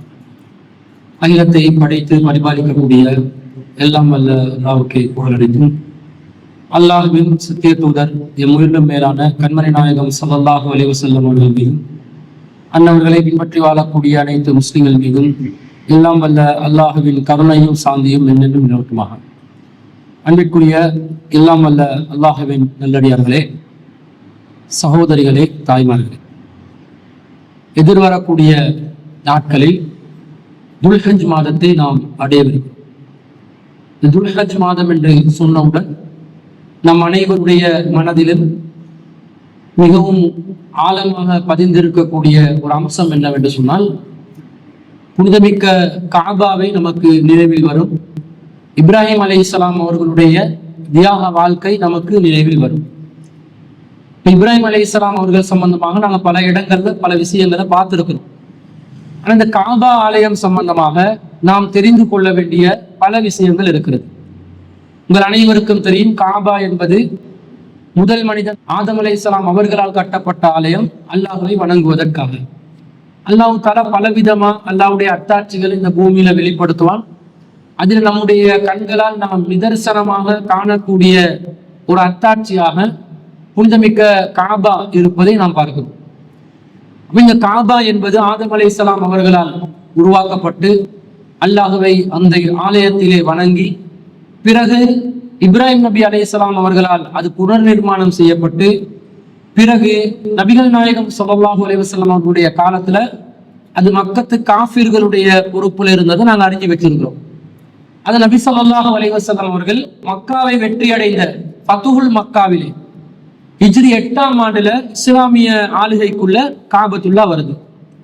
அதற்கு பிறகு இந்த காபா என்பது ஆரம்பம் முதல் புனிதமாக இருந்த இந்த காபா ஆலயம் நபிகள் நாயகம் ஸல்லல்லாஹு அலைஹி வஸல்லம் அவர்கள் பல விதமான சிறப்பான சட்டங்களை இயற்றி இந்த காபாவுடைய புனிதத்தை நமக்கு விளங்கப்படுத்துறாங்க. புனிதம் என்று சொன்னா எங்களுக்கு தெரியும், ஒவ்வொரு மதத்தவர்கள் அவர்களுக்கென்று புனித தலங்களை வச்சிருப்பாங்க. அப்போ ஒவ்வொருத்தரும் தனக்கென்று ஒரு புனித தலத்தை வைக்கிறதுக்கு சில அடிப்படையா அவங்களுடைய நம்பிக்கை சார்ந்த காரணங்களை வைப்பாங்க. ஆனா இந்த காபாவை பொறுத்த அளவுல அது புனிதம் என்று ஆகுவதற்கு என்ன காரணம் என்பதை நாங்கள் ஆய்வு செய்து பார்த்தால், அது ஆரம்ப நாள்ல இருந்தே புனிதமானது. அல்லாஹ் தஆலா அது சம்பந்தமாக சொல்ற செய்தியை ரசூல் ஸல்லல்லாஹு அலைஹி வஸல்லம் அவங்க சொல்றாங்க. புகாரில 4313வது செய்தியாக பதிவு செய்யப்பட்ட செய்தியில ஃபகால் இன்னல்லாஹ் ஹர்ரம மக்கத யௌம ஹலகஸ் ஸமாவாதி வல் அர்த், வானங்கள் பூமி படைக்கப்பட்ட நாளிலே இருந்து அல்லாஹ் தஆலா மக்காவை புனிதமாக்கியுள்ளான். மக்காவுக்கு புனிதம் புதுசா கிடைச்சது ஒன்று இல்லை. அது அல்லாஹ் தஆலா எப்ப வானத்தை படைச்சானோ, எப்ப பூமியை படைச்சானோ அப்பவே அல்லாஹ் காபத்துல்லாவை மக்காவை புனிதமாக்கிட்டான். அதே போன்று ஃபஹிய ஹராமுன் பிஹராமில்லாஹி இலா யௌமில் கியாமா, எப்படி அல்லாஹ் தஆலா அந்த புனிதத்தை ஏற்படுத்தினானோ அதே போன்று கியாமத் நாள் வரைக்கும் அந்த புனிதம் தொடரும். கியாமத் நாள் வரைக்கும், இந்த பூமி படைக்கப்பட்ட நாள்ல இருந்து இறுதி நாள் வரைக்கும் தொடரக்கூடிய ஒரு புனிதத்துவம் காபத்துல்லாக்கு இருக்குது. அதே போன்று ரசூல் ஸல்லல்லாஹு அலைஹி சொல்றாங்க, லம் தஹில்ல லி அஹதின் கப்லி, இந்த காபாவுடைய புனிதத்துக்கு காரணம், இது புனிதம் என்று சொல்றதுக்கு என்ன காரணம் என்று சொன்னா, எனக்கு முன்னாடி யாருக்கும் இந்த காபாவிலே போர் செய்வதற்கு அனுமதிக்கப்படவில்லை. காபத்துல்லா என்ற ஆலயத்துக்குள்ளே சண்டை போட இயலாது, சண்டை போடவும் முடியாது. சண்டை போட்ட உடனடியாக அது கட்டுப்படுத்தப்பட்டுரும், தொடராது, சண்டைகள் தொடர முடியாது. இது காபால நாங்க பேண வேண்டிய ஒரு புனிதமாக ரசூல் ஸல்லல்லாஹு அலைஹி வஸல்லம் விளங்கப்படுத்துறாங்க. வலா தஹில்லு லிஹாதின் பாதி, எனக்கு பிறகும் யாருக்கும் காபாவுக்குள்ளே சண்டை போட முடியாது. வலாம் தஹ்லில் கத்து இல்லா சாஅத்தன் மின் அத்-தஹர், எனக்கு கூட காபத்துல்லால இந்த போர் செய்வது எனக்கு கூட குறிப்பிட்ட சில நேரங்கள், சில மணித்தியாலங்கள் தான் அனுமதிக்கப்பட்டுள்ளது என்று ரசூல் ஸல்லல்லாஹு அலைஹி வஸல்லம் சொல்றாங்க. அப்ப இதனுடைய புனிதத்தை நாங்க பேணணும் என்று சொன்னா, அல்லாவே அந்த பூமிக்கு பரக்கத் செஞ்சு, அல்லாவே அந்த பூமியில பல அத்தாட்சிகளை ஏற்படுத்தி புனிதம் செஞ்சிருக்கிறார். அந்த புனிதத்தை நாங்க எப்படி பேணணும் என்று சொன்னா, அங்கே போர் செய்ய முடியாது, சண்டை போட முடியாது. சண்டை போடுறது ரசூலுல்லாஹ்க்கு முன்னாடி யாருக்கும் அனுமதிக்கப்பட்டதும் இல்லை, ரசூலுல்லாஹ்க்கு பின்னாடி யாருக்கும் அனுமதிக்கப்பட்டதும் இல்லை. ரசூல் ஸல்லல்லாஹு அலைஹி வஸல்லத்துக்கு வேண்டும் என்றால் சில குறிப்பிட்ட மணித்தியாலங்கள் மட்டும் ரசூலுல்லாஹ்வுக்கு அனுமதிக்கப்பட்டுள்ளதாக ரசூல் ஸல்லல்லாஹு அலைஹி வஸல்லம் சொல்றாங்க. அடுத்த புனிதத்தை பேண்ற முறை என்னன்னு சொன்னா, லா யுனஃபிரு சைதுஹா வலா யுஅது ஷௌகுஹா வலா யுஹ்தலா ஹலாஹா வலா தஹில்லு லா குததுஆ இல்லா முன்சிதின், இங்குள்ள வேட்டை பிராணிகளை விரட்டக்கூடாது. லா யுனஃபிரு சைதுஹா, காபத்துள்ளால வேட்டை பிராணிகள் மக்காவை சுத்தி காபாவை சுத்தி வேட்டை பிராணிகள் இருந்தால் அதை வேட்டையாடலாமா? வேட்டையாட முடியாது. இப்ப நாங்க ஒரு ட்ரிப்பு போறோம்னு வைங்க, ஒரு காட்டு பகுதியை கடந்து போகும்போது ஒரு முயல் வந்தா அல்லது ஒரு மான் வந்தா மனசு என்ன சொல்லும்? எங்களுக்கு வேட்டையாட தெரியாதுன்றது வேற விஷயம். மனசு என்ன சொல்லும்? அப்படி வேட்டையாடி சாப்பிட்டா எப்படி இருக்கும் என்று சொல்லும். அப்ப சில பிராணிகளை வேட்டையாடுறதுக்கு இலங்கை அரசாங்கம் தடுத்து இருக்கிறான். ஆனா பொதுவாக வேட்டையாடக்கூடிய சில பகுதிகளில் வேட்டையாடுறதுக்குரிய பிராணிகள் அனுமதிக்கப்படும். ஆனா காபாவை பொறுத்தளவுல, மக்காவை பொறுத்தளவுல நீங்க முயலை கண்டாலும் வேட்டையாட முடியாது, மானை கண்டாலும் வேட்டையாட முடியாது, ஆடை கண்டாலும் வேட்டையாட முடியாது. ஒரு ஆடை அறுத்தாலும் வேட்டையாடுறோம் தான் அர்த்தம். ஆட்டுக்குட்டியை கூட நீங்க என்ன செய்யறாது, அங்க வேட்டையாட முடியாது. வேட்டையாடி நாங்க சாப்பிட முடியாது. அங்கே மரங்கள் வெட்டப்படக்கூடாது. அங்குள்ள புட்பூண்டுகள் கிள்ளப்படக்கூடாது, கிள்ளக்கூடாது. அங்கே தவறவிடப்பட்ட எந்த பொருளையும் நபி ஸல்லல்லாஹு அலைஹி வஸல்லம் சொல்றாங்க, அங்கே உங்களுக்கு இந்த புட்பூண்டுகள் அனுமதிக்கப்படாது, புடுகிறதுக்கு அனுமதிக்கப்படாது என்று சொன்ன உடனே அப்பாஸ் இப்னு அப்துல் முத்தலிப் ரலியல்லாஹு அன்ஹு அவர்கள், ரசூலுல்லாஹ்வுடைய ஒரு சாச்சா, அவர் சொல்றாரு, அல்லாஹ்வின் தூதரே, இல்லல் இதுஹிர், இதுஹிர் என்ற புல்ல மட்டும் நாங்க புடுங்கிறதுக்கு எங்களுக்கு அனுமதி தாங்க அப்படின்றாங்க. ரசூலுல்லாஹ் சொல்றாங்க, நீங்க வேட்டையாட முடியாது, நீங்க அங்க புட்பூண்டுகளை புடுங்க முடியாது, அங்கே காபாவிலே நீங்க மரங்களை வெட்ட முடியாது, எந்த பொருளையும் அந்த காபாத்துல்லாவுக்குள்ளே நீங்க எடுத்துடக்கூடாது. யாராவது தவறு விட்டு ஒரு பொருளை வச்சுட்டு போனாங்கன்னா அதை நீங்க எடுத்துடக்கூடாது. பொதுவா ஒரு தவறு விடப்பட்ட பொருள், கண்டெடுக்கப்பட்ட பொருளை எங்களுக்கு எடுக்க அனுமதிக்குது. காபத்துள்ளால் அப்படி எடுக்க இயலாது. நல்ல ஹேண்ட்பேக் கொண்டு வச்சுட்டு போயிட்டிருக்கிறாங்க என்று சொன்னா, உம்ராக்கு போன ஒருத்தர் நான் எடுத்துட்டு வரேன், எடுத்துட்டு வரையலுமா, ஏலாம் அப்படியே வச்சிடணும், அந்தந்த இடத்துல இருக்கணும். இது காபத்துள்ளாக்கு மட்டும் இல்லை, மக்காவிலே இது செய்ய இயலாது. மக்கா கண்டு ரசூல் ஸல்லல்லாஹு அலைஹி வஸல்லம் ஒரு எல்லையை போடுறாங்க. அதுதான் ஹரம் எல்லைகள், ஹரம் புனிதமான எல்லைகள். அந்த எல்லைக்குள்ள எங்கெண்டாலும் என்ன செய்யலாது, தவறு விடப்பட்ட பொருட்கள் எடுக்கலாம். உங்களுக்கு சொந்தம் இல்லாத எந்த பொருளையும் எடுக்கலாம். பொதுவாகவே சொந்தம் இல்லாத பொருள் எடுக்கலாம். ஆனா கண்டெடுக்கப்பட்ட பொருள் எடுக்கலாம் தானே. யாராவது கீழே ஒரு 5 ரூபாய் கோயின் ஒன்று கீழே விழுதுக்குது, நான் தொட மாட்டேன் இப்பமா என்ன செய்வோம், எடுப்போம். சில பேர் 5 ரூபாய் கோயின் எடுக்க மாட்டாங்க. இதே ஒரு 5000 ரூபாய் தாளை கண்டா முள்ள காதலை பிடிச்சி மறைச்சி எடுத்துருவாங்க. அந்த பொறுமதியை பொறுத்து எடுக்கிற நினைக்கும் தானே. அப்ப சில பொருட்களை கண்டெடுக்கப்பட்ட பொருளா அனுமதிக்கப்பட்டிருக்குது மார்க்கத்துல. ஆனா காபத்துள்ளால எடுக்கலாம். அப்படி கண்டா காணாம போக முடியும். எடுத்து பொது உடைமைக்கான ஒரு இடத்துல வச்சு யாராவது இதை தேடி வந்தா கொடுத்துருங்கன்னு கொடுத்துட்டு போலாம். மற்றபடி நாங்க எடுத்துட்டு வர முடியாது என்று ரசூலுல்லாஹ் சொல்றாங்க. புல்ல கூட புடுங்காதீங்கன்றாங்க. ஐயோ, எங்களுக்கு எங்களோட வீட்டுக்கு பக்கத்துல ஏதாவது காடு மாதிரி செடிகள் வளர்ந்துருந்தா வெட்டலாம் தானே. மக்கள் ஏழுமா வெட்ட இயலாது. அந்த புனிதத்தை நாங்க பாதுகாக்கணும். அப்ப காபத்துல்லாக்கு யாரு உம்ராக்கு ஹஜ்ஜிக்கு போறாங்களோ அவங்க இதை தெரிஞ்சுக்கொள்ளணும். சில பேருக்கு முசபுக்கு கிள்ளுவாங்க தானே, சும்மா நோண்டி கொண்டே வைக்கிற பழக்கம் வைக்கும். சும்மா ஒன்றுமே நோண்ட கிடைக்காட்டி நவத்தை கடிப்பாங்க இல்லையா, கடிச்சு கொண்டு இருப்பாங்க. ஏன்னா ஏதாவது பண்ணிக்கொண்டே இருக்கணும், சைக்காலஜி சொல்லிக்கொண்டே இருக்கும். ஒரு விதமான ஒரு சைத்தானியத்தானே அது. அந்த மாதிரி இருக்கிறவங்க சும்மா ரோட்ல போல ஒரு மரத்தை கண்டா கிள்ளுவாங்க, ஒரு பூவை கண்டா பிரிச்சுடுவாங்க. ஆசைக்கு பார்த்து எடுக்கிறது வேற விஷயம், சும்மா உடைச்சி போடுவாங்க. அப்ப அங்க அந்த வேலையெல்லாம் பார்க்க இயலாது. அப்ப செகண்ட் அப்பாஸ் ரலியல்லாஹு அன்ஹு, ரசூலுல்லாஹ்வுடைய பெரிய அப்பா, அவர் சொல்றாரு, அல்லாஹ்வின் தூதரே, இல்லா இதுஹர், இதுஹர புடுங்கலாம் என்னங்களே, ஏன்னா இது எங்களுக்கு தேவைப்படுது. யா ரசூலல்லாஹ், ஃபஇன்னஹு லா புத்த மின்ஹு லில் யக்னி லில் கைனி வல் புயூதி. அந்த இதுஹர் என்ற புல்லு எங்களுக்கு உலோக தொழிலாளர்களுக்கும் வீடுகளுக்கும் தேவைப்படுகிறது. உலோகத்தை வச்சு தொழில் செய்யறவங்களுக்கும் வீடுல உள்ளவங்களுக்கும் இந்த இதுஹர் புல்லு தேவைப்படலாம் தானே, அதை புடுங்க வேணாம் என்றா எப்படி அல்லாஹ்வின் தூதரே என்று கேட்க போக ரசூல் ஸல்லல்லாஹு அலைஹி வஸல்லம் கொஞ்ச நேரம் மௌனமா இருந்தாங்க. சும்ம கால இல்லல் இதுஹர், பிறகு சொன்னாங்க, இதுஹர் புல்லையும் நீங்க பரவாயில்ல, அது மட்டும் வேணுமெண்டா புடுங்கிக்கோங்க. ஃபைன்னஹு ஹலாலுல், அதை புடுங்கிறது உங்களுக்கு ஹலால், அனுமதிக்கப்பட்டது. காபத்துல்லாக்கு போனா மரங்கள் வெட்ட இயலாம், காபத்துல்லாக்கு போனா அடுத்தவங்களோட பொருள் எடுக்க இயலாம், தவறு விடப்பட்ட பொருட்களா இருந்தாலும் எடுத்துட இயலாம், புல்லு புடுங்க இயலாம். இது என்ற புல்லை தவிர வேற எந்த புல்லையும் புடுங்க இயலாம். இந்த புனிதங்களை பேணணும். இதுதான் புனிதத்துக்குரிய அடையாளம். ஒவ்வொருத்தர் ஒவ்வொரு காரணத்துக்காக ஒவ்வொரு புனிதங்களை வைப்பாங்க. எதுக்கு புனிதம் என்று சொல்ல மாட்டாங்க காரணங்கள். இஸ்லாமிய மார்க்கம் என்ன சொல்லுதுன்னா, அது பரக்கத் செய்யப்பட்ட இடம், அந்த பூமி பரக்கத் செய்யப்பட்ட இடம். அதனால சில சட்ட திட்டங்களை எக்ஸ்ட்ராவா மேலதிகமா அல்லாஹ் வச்சிருக்கிறதாக இந்த செய்தியிலிருந்து நாங்க பாக்குறோம். அடுத்தது, இந்த காபால மக்காவுக்குள்ள பாவங்கள் செய்வது கடும் பாவம். பொதுவா பாவம் செய்வது பாவம் தானே. மக்காவுக்கு போனீங்கண்டா மிச்சம் பேணுதலா வாழணும். பாவிகளாக இருக்கக்கூடியவர்களுக்கு கடுமையான பாவம் எழுதப்படும். அல்லாஹ் தஆலா குர்ஆன்ல சொல்றான், இன்னல்லதீன கஃபரு, யாரு காஃபிர்களாக இருக்கிறார்களோ, வயசுத்தூன அன் சபீலில்லாஹ், அல்லாஹ்வுடைய பாதையை விட்டு மக்களை யார் தடுக்கிறார்களோ, வல் மஸ்ஜிதில் ஹராம், யார் மஸ்ஜிதுல் ஹராமை விட்டு மனிதர்களை தடுக்கிறார்களோ, அல்லதி ஜஅல்னா லின்னாசி ஸவாஅல் ஆகிஃபு ஃபீஹி, நாங்க அதுல எல்லா மனிதர்களுக்கும் அந்த நாங்க பொது உடைமையாக சமமான ஒரு தளமாக ஆக்கி வைத்திருக்கிறோம்.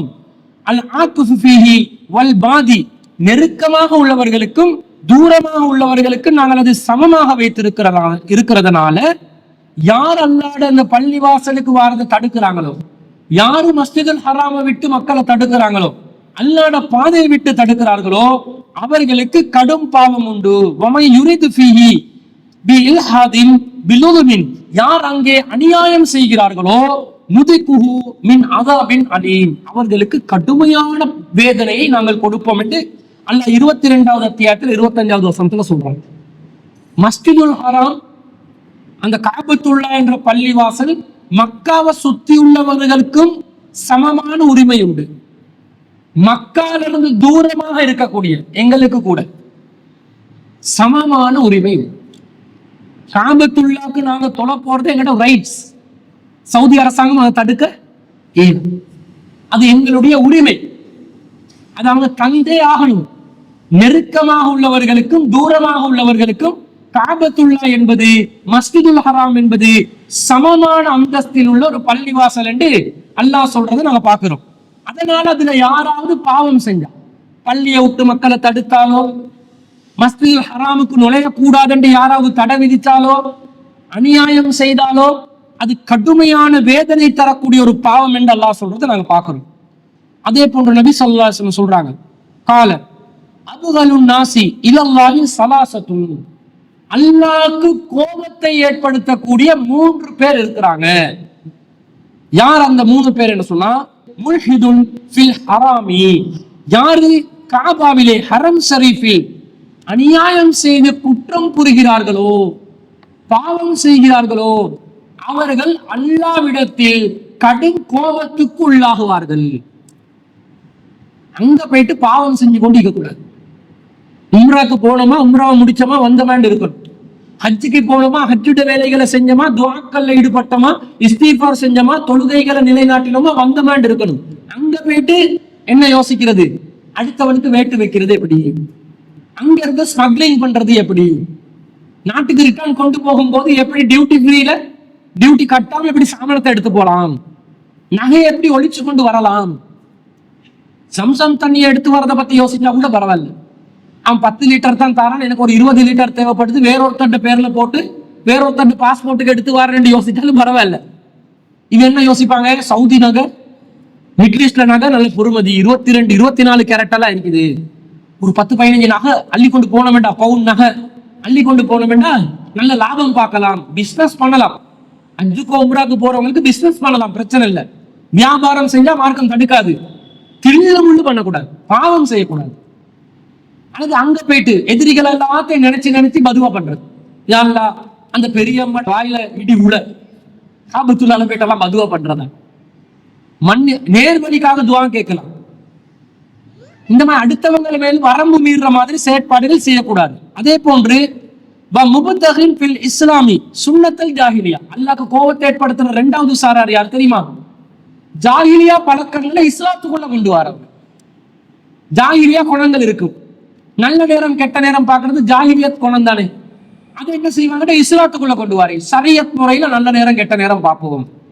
அவங்க என்ன செய்வாங்க, கிரகங்களையும் நட்சத்திரங்களையும் வச்சு நல்ல நேரத்தை கெட்ட நேரத்தை முடிவு பண்ணுவாங்க. முஸ்லீம் அல்லாதவர்கள். நம்ம நாட்கள் என்ன செய்வான், பொறைய பார்த்து நல்ல நேரத்தை பாக்குறது. நல்ல நேரம் பாக்குறாங்களா இல்லையா, ஒரு புள்ள குமராவில என்ன செய்வோம், ஒண்ணு படி நேரம் பாக்குறேன், யாருக்கிட்ட, ஹஸ்ரத்து கிட்ட. அவர் யாரு இந்த புள்ளைக்கு நேரம் பார்க்க, அவர் அல்லாஹ். இந்த புள்ள குமராவினது நல்ல நேரத்திலயா கெட்ட நேரத்துல அவருக்கு எப்படி தெரியும்? எதிர்காலம் நல்லதாவும் கெட்டதாவும் ஒரு மனுஷனுக்கு தீர்மானிக்கலுமா? ஏலாம். இல்லாட்டி ஜோசியம், ஜோசியத்தை கொண்டு வந்து இஸ்லாமிய ஜோசியம் என்றது, வசியம் ஷரியத் முறைப்படி நான் வசியம் செய்து தருகிறேன். நீங்கள் இருவரும் பிரிந்து சென்ற காதலர்களா, காதல் ஜோடிகளா, இதோ சேர்த்து தருகிறோம். சேர்த்து தர்றதுக்கு 2 பேரும் குடும்பத்தோட பேசி கல்யாணம் முடிக்கிற வழியை பண்ணுங்க. வசியம் பண்ணி எல்லாம் செய்ய இயலாது, அதுக்கு சக்தி கிடையாது. ஆனா அதுக்கு போடுவாங்க விளம்பரங்கள், இஸ்லாமிய ஷரியத் படி நாங்கள் செய்து தருவோம் என்று போடுவாங்க. ஜாஹிலியா பழக்கங்களை இஸ்லாத்துக்குள்ள கொண்டு வராங்க. கத்தம் பாத்தியா எல்லாமே தான். கத்தம் ஓதுறது நம்மட சமூகத்தில் உள்ள கலாச்சாரமா? அவங்க தான் கொடுப்பாங்க. நம்ம ஆக்கள் இன்னைக்கு என்ன பண்றான், புத்த பெருமானார் பிறந்த நாளைக்கு தம்சலும் கொடுக்குறான். சரி, அவங்களோட கலாச்சாரத்துக்கு இவங்க ஒத்து ஊதுற மாதிரி என்னோட கலாச்சாரம் இல்லையாது, அது அவங்களோட கலாச்சாரத்துக்கு நாங்க மதிப்பளிக்கணும். நாங்க ஈடுபடலாமா? மார்க்க ரீதியாக ஈடுபடக்கூடாது தானே. ஒதுங்கி இருந்து அதுக்கு மதிப்பளிச்சா போதும். அவங்க செய்யறது நாங்க டிஸ்டர்ப் பண்ண மாட்டோம். மார்க்க ரீதியா நமக்கு உண்ட ஒரு வழிமுறை அல்ல. இவன் என்ன பண்றான் தெரியுமா, அந்த அந்த விஷயத்துல ஊடுருவி அவனுக்கு ஹெல்ப் பண்ணி ப்ரொஃபட் முஹம்மத் பர்த்டேக்கு மீலாதுன் நபிக்கு தன்சால் கொடுக்குறான். நம்ம ஆக்கள் இந்த வெள்ளம் வீட்டுல ஒரு பள்ளிவாசல் கொடுத்தாங்களா இல்லையா, மீலாது விழாக்கு தன்சால். அதே வழிமுறை முஸ்லிம் அல்லாதவர்களுடைய வழிமுறை. இந்த ஜாஹிலியா பழக்கங்களை இஸ்லாத்துக்குள்ள யாரு கொண்டு வர்றானோ அவன் அல்லாஹ்வுக்கு ரொம்பவும் கோபத்தை ஏற்படுத்துறான். அதே போன்று ரசூல் ஸல்லல்லாஹு அலைஹி சொல்றாங்க, வமுதல்லிபு தமிம்ரின் பிகைரி ஹக்கின் லியுஹ்ரீக தமஹு. ஒருத்தன் தன்னுடைய சகோதரனுடைய ரத்தத்தை எந்த காரணம் இல்லாமல் ஓட்டுகிறான். கொலை செய்யறவன், நியாயமே இல்லாம யாராவது கொலை செய்யறாங்க, என்னை ஒருத்தன் அடிக்க வரான், நான் திருப்பி அடிச்சிட்டேன், தெரியாம அவன் பை மிஸ்டேக்ல செத்து போயிட்டான். ஆனா கொலையாளியா இல்ல. அல்லது ஒரு அரசாங்கம் என்ன செய்து கொலையாளிக்கு மரண தண்டனையை கொடுக்குது. அப்ப அரசாங்கத்துல மரண தண்டனை கொடுத்த நீதிபதி கொலையாளியா இல்ல. இது நியாயமான காரணத்துக்காக நடக்கிற கொலைகள். இது இல்லாம ரவுடித்தனம் பண்றது, பாத்தாள கோஷ்டிகள் இருந்து கொண்டு ரவுடித்தனம் பண்றது, கண்ட மாதிரி துப்பாக்கி எடுத்து கண்ட மாதிரி சுடுறது. அப்ப நல்லா சுட்டுதுன்ற அர்த்தம் இல்ல. கண்ட மாதிரியும் சுடக்கூடாது, நல்லாவும் சுடக்கூடாது. உயிர்களுக்கு ஒரு புனிதம் இருக்குது, ஒரு மதிப்பு இருக்குது.